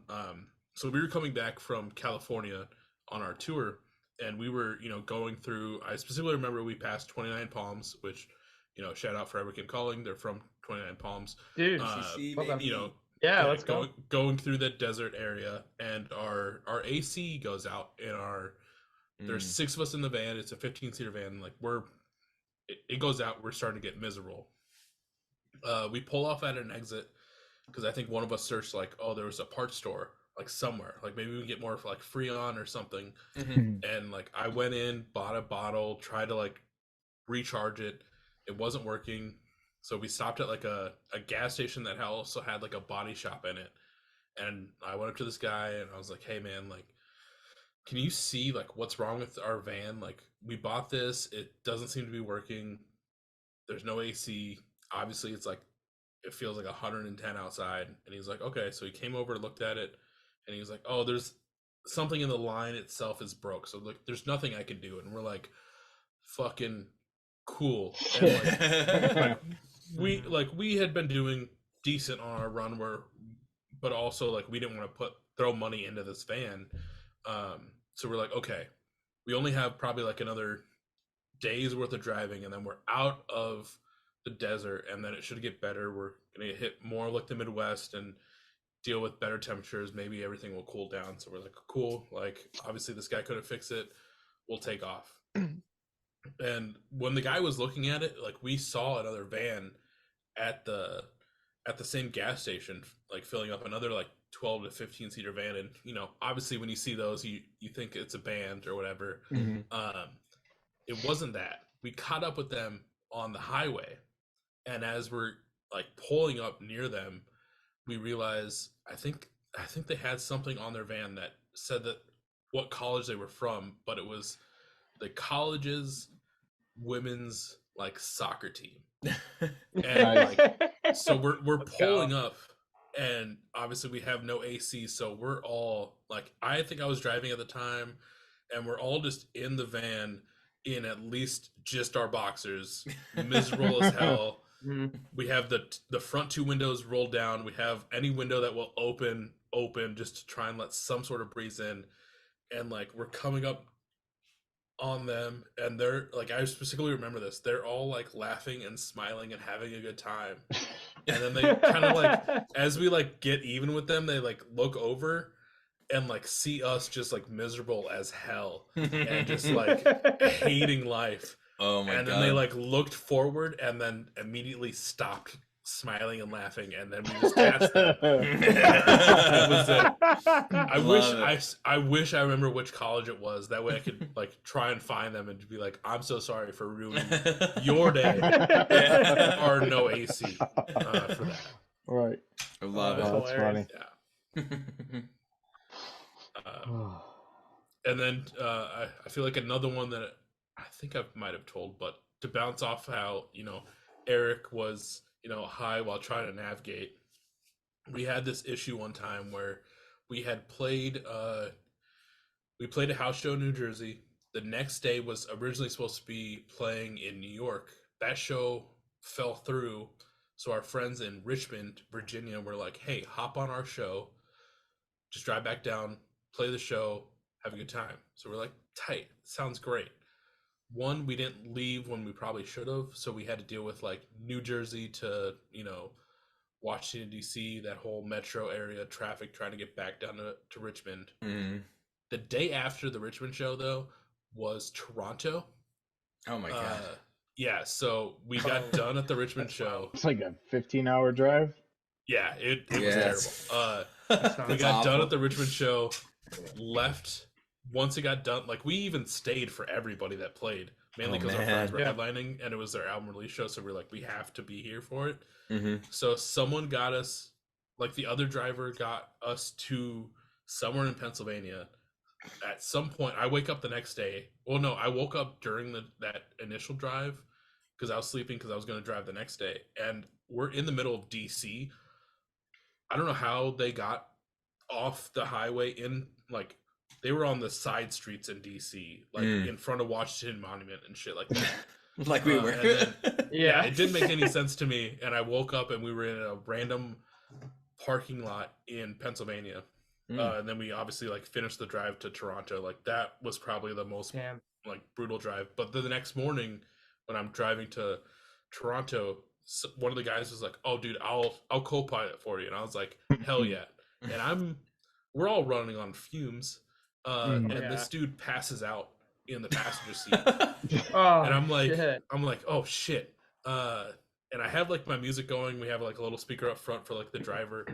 And then at like one point, like I feel myself like just like starting to nod. And like I hit the rumble strips a couple times. And then I finally like just pulled into like a rest stop. And I was like, yo, dude, you got to get the fuck out of that seat. Someone else has to sit there. And I ran in and like grabbed like 3 Red Bulls. And I was like, because we have to make it to the show. Like, you can't be in that spot at all. That was probably like one of the worst driving experiences. We have one of those. We took a 19-and-a-half-hour ride from Florida back to Pennsylvania. I think I drove from 9 o'clock at night to 6 or 5 in the morning, and then Brandon drove from there till like 3 o'clock in the afternoon. It was brutal. We hit up, and we were driving through. Yeah.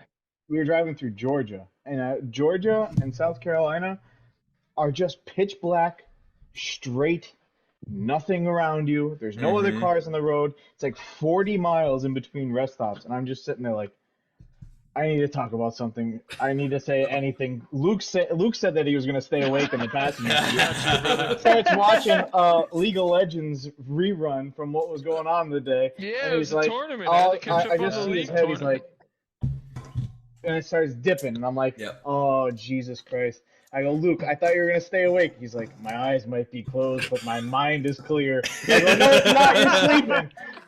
3 seconds later, he's snoring. I have to go to Jinx and Brandon. I'm like, can I just talk to you guys? Like, you don't even have to say anything back. Let me just spew words.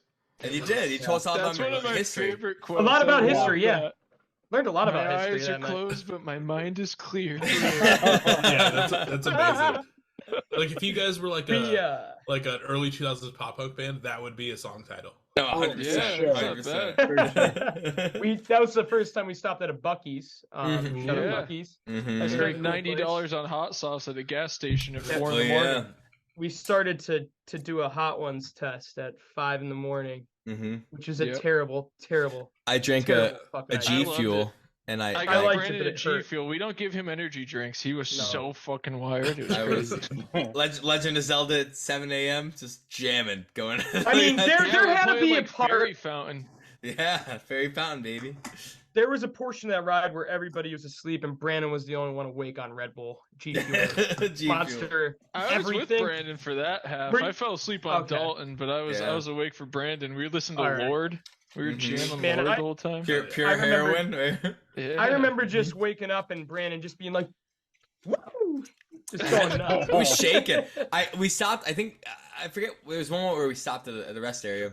Yeah, it was like And 6:30 in the morning. I Right sat after you drank down- the energy drink. I sat down in like the stall, and I looked at the door, and I was just shaking. Like the door was like vibrating. I was like, oh, "Let's go, brother! I'm ready." Because I don't drink was the I don't drink craziest thing coffee or ever. anything. So like they really hyped me up. They really got me Yeah, going. we were like halfway through the trip when you took over. You cracked open that G Fuel. You were fucking like out of your mind. We That's it. stop at a rest stop to go to the bathroom. Brandon opens the driver's seat and just sprints into the restroom. Like 6:30. We're like, what the fuck? Like people are like rubbing their eyes, trying to like roll out of the van, and he's running around. I'm rolling. Yeah. He's a maniac. Oh man. So as we start to wind down here, obviously we've kind of talked about some horror stories drive wise from your guys' time in music, and I like to leave off on like a high note. So my last question to the four of you is, what has been your favorite moment, or the moment that you always think of from this project? Great question. Yeah. Oh man. I think for me, it's just being in the studio with Nick and all of us together. I don't think it's one specific moment, but it's just like those collection of moments in those days together where we're figuring it out and just having fun, and we're at 3 o'clock in the morning sitting up drinking, singing songs together, and then the next day right into recording, and that kind of stuff is kind of invaluable to me, and I think that that's what I'll remember the most from this project. Totally. Yeah, I'm gonna piggyback off of that because my answer is the same with the studio. I think this isn't even related to music really, but one of my hallmark memories of making this record was being in the studio, and there's a Italian restaurant across the street. Oh God. Yes. I ate 5 Italian hoagies in 2 days. Yeah. Yes. That's it. That's one of my hallmark memories right there. Those killed me, but it was totally worth it. And it all just piles into the memories of making the record. It was a good time. Hey, Eric had his baby. Oh, Oh, Hey. let's go, Big Papa. Let's go. Fast. Wow. Oh, good for him.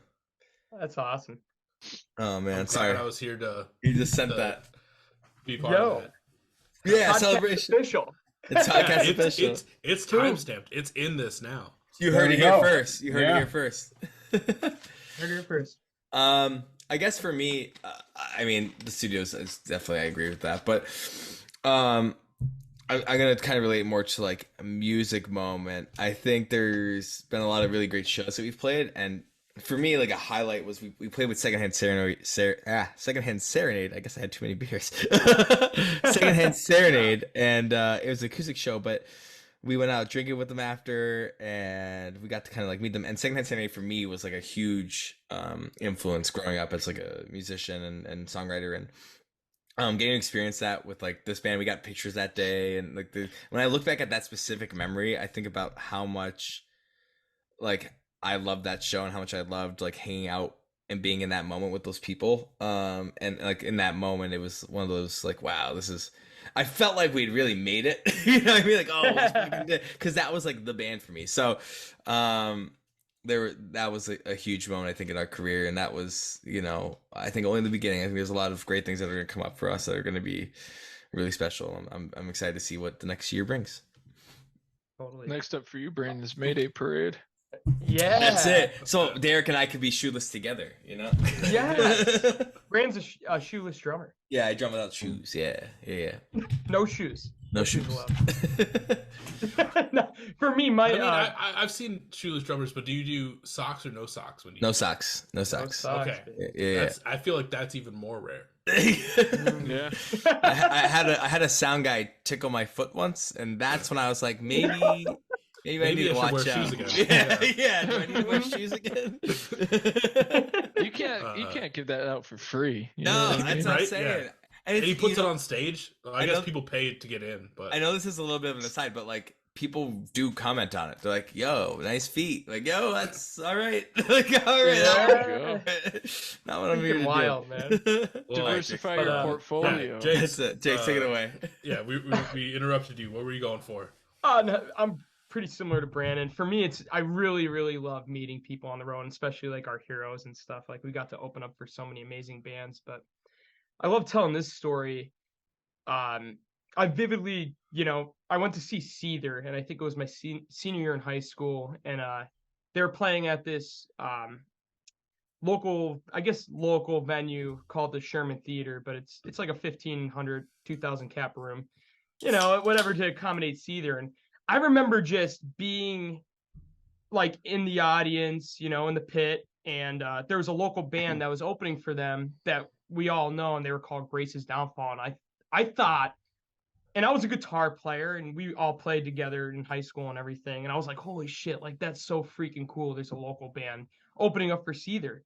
And then, I don't know how many years later, 6, 7 years later, now, we're playing the Sherman all the time. And I'm like, I look back and I'm like, holy fuck, like high school me, it would not believe what I'm doing right now. And I think that's a big part of the experience we've all lived, being in the band together. But no, those are great moments. I can't stress enough. Like this not EP, this LP. I've done a lot of people that have done EPs recently. So sorry, that's still in my brain. But like I've said, Settled is amazing. It's a great LP. I'm super stoked for you guys. Not only putting this out, but signing to Counterintuitive, which everyone in the scene knows of Counterintuitive. They have such a great roster, and it's amazing that someone that I get to talk to, someone you guys that have been so nice to take the time out of your Wednesday are on that roster, and now like you guys are friends of the Beers with Bands. You guys are homies now. Like I'm stoked on you guys. Let's go. Hopefully everyone listens to Settled. If anyone is looking for the Maguas, either band, merch, or anything else, where can they find it? They can find it at themaguas.com. TheMaguas. I know I forgot how to spell it. You got there. Holy moly. No, but you can also find us anywhere on Instagram, X/Twitter, YouTube, Facebook, at the Maguas. All of our information is there. We have links in bio. We have, all of that is available to you. You can even find it on Spotify. If you just go to our bio page, all of that is available to you. Oh, yeah. Well, depending on where you found this episode, make sure you hit up the description below. Click the hyperlinks. Follow them on Instagram, Twitter, or I guess X. Like, X, I guess. I have one friend that like every time I say Twitter, he's like, Michael, don't dead name X, and I'm like, you're right, I shouldn't do that, but it's so just ingrained. But if you found them on Instagram, X, Threads, Facebook, YouTube, and you watched the YouTube version, you got to see their lovely faces like I did all night. Go follow them. Be ready for anything coming up. Possible singles in 2024.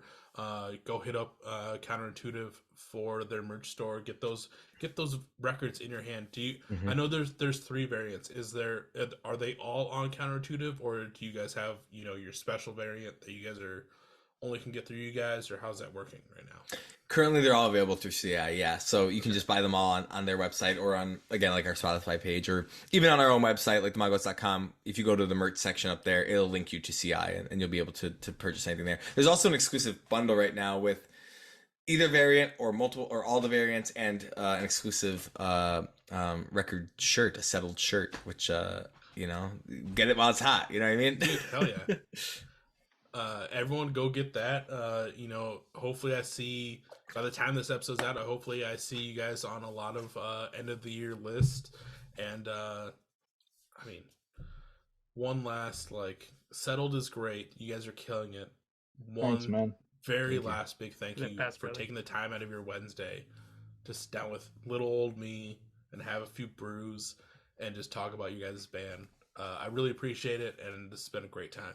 Hell yeah. Thank you, thank Michael. you for so having us. much, man. That's what we love to do. Thank we you. love it. Thank you. Dude, hell yeah. Well, other than that, go listen to Settled, follow these dudes, and I'll catch everyone on the next episode. Sweet. See ya. Peace. Peace. See ya. Beers with Bears. Beers with Bears.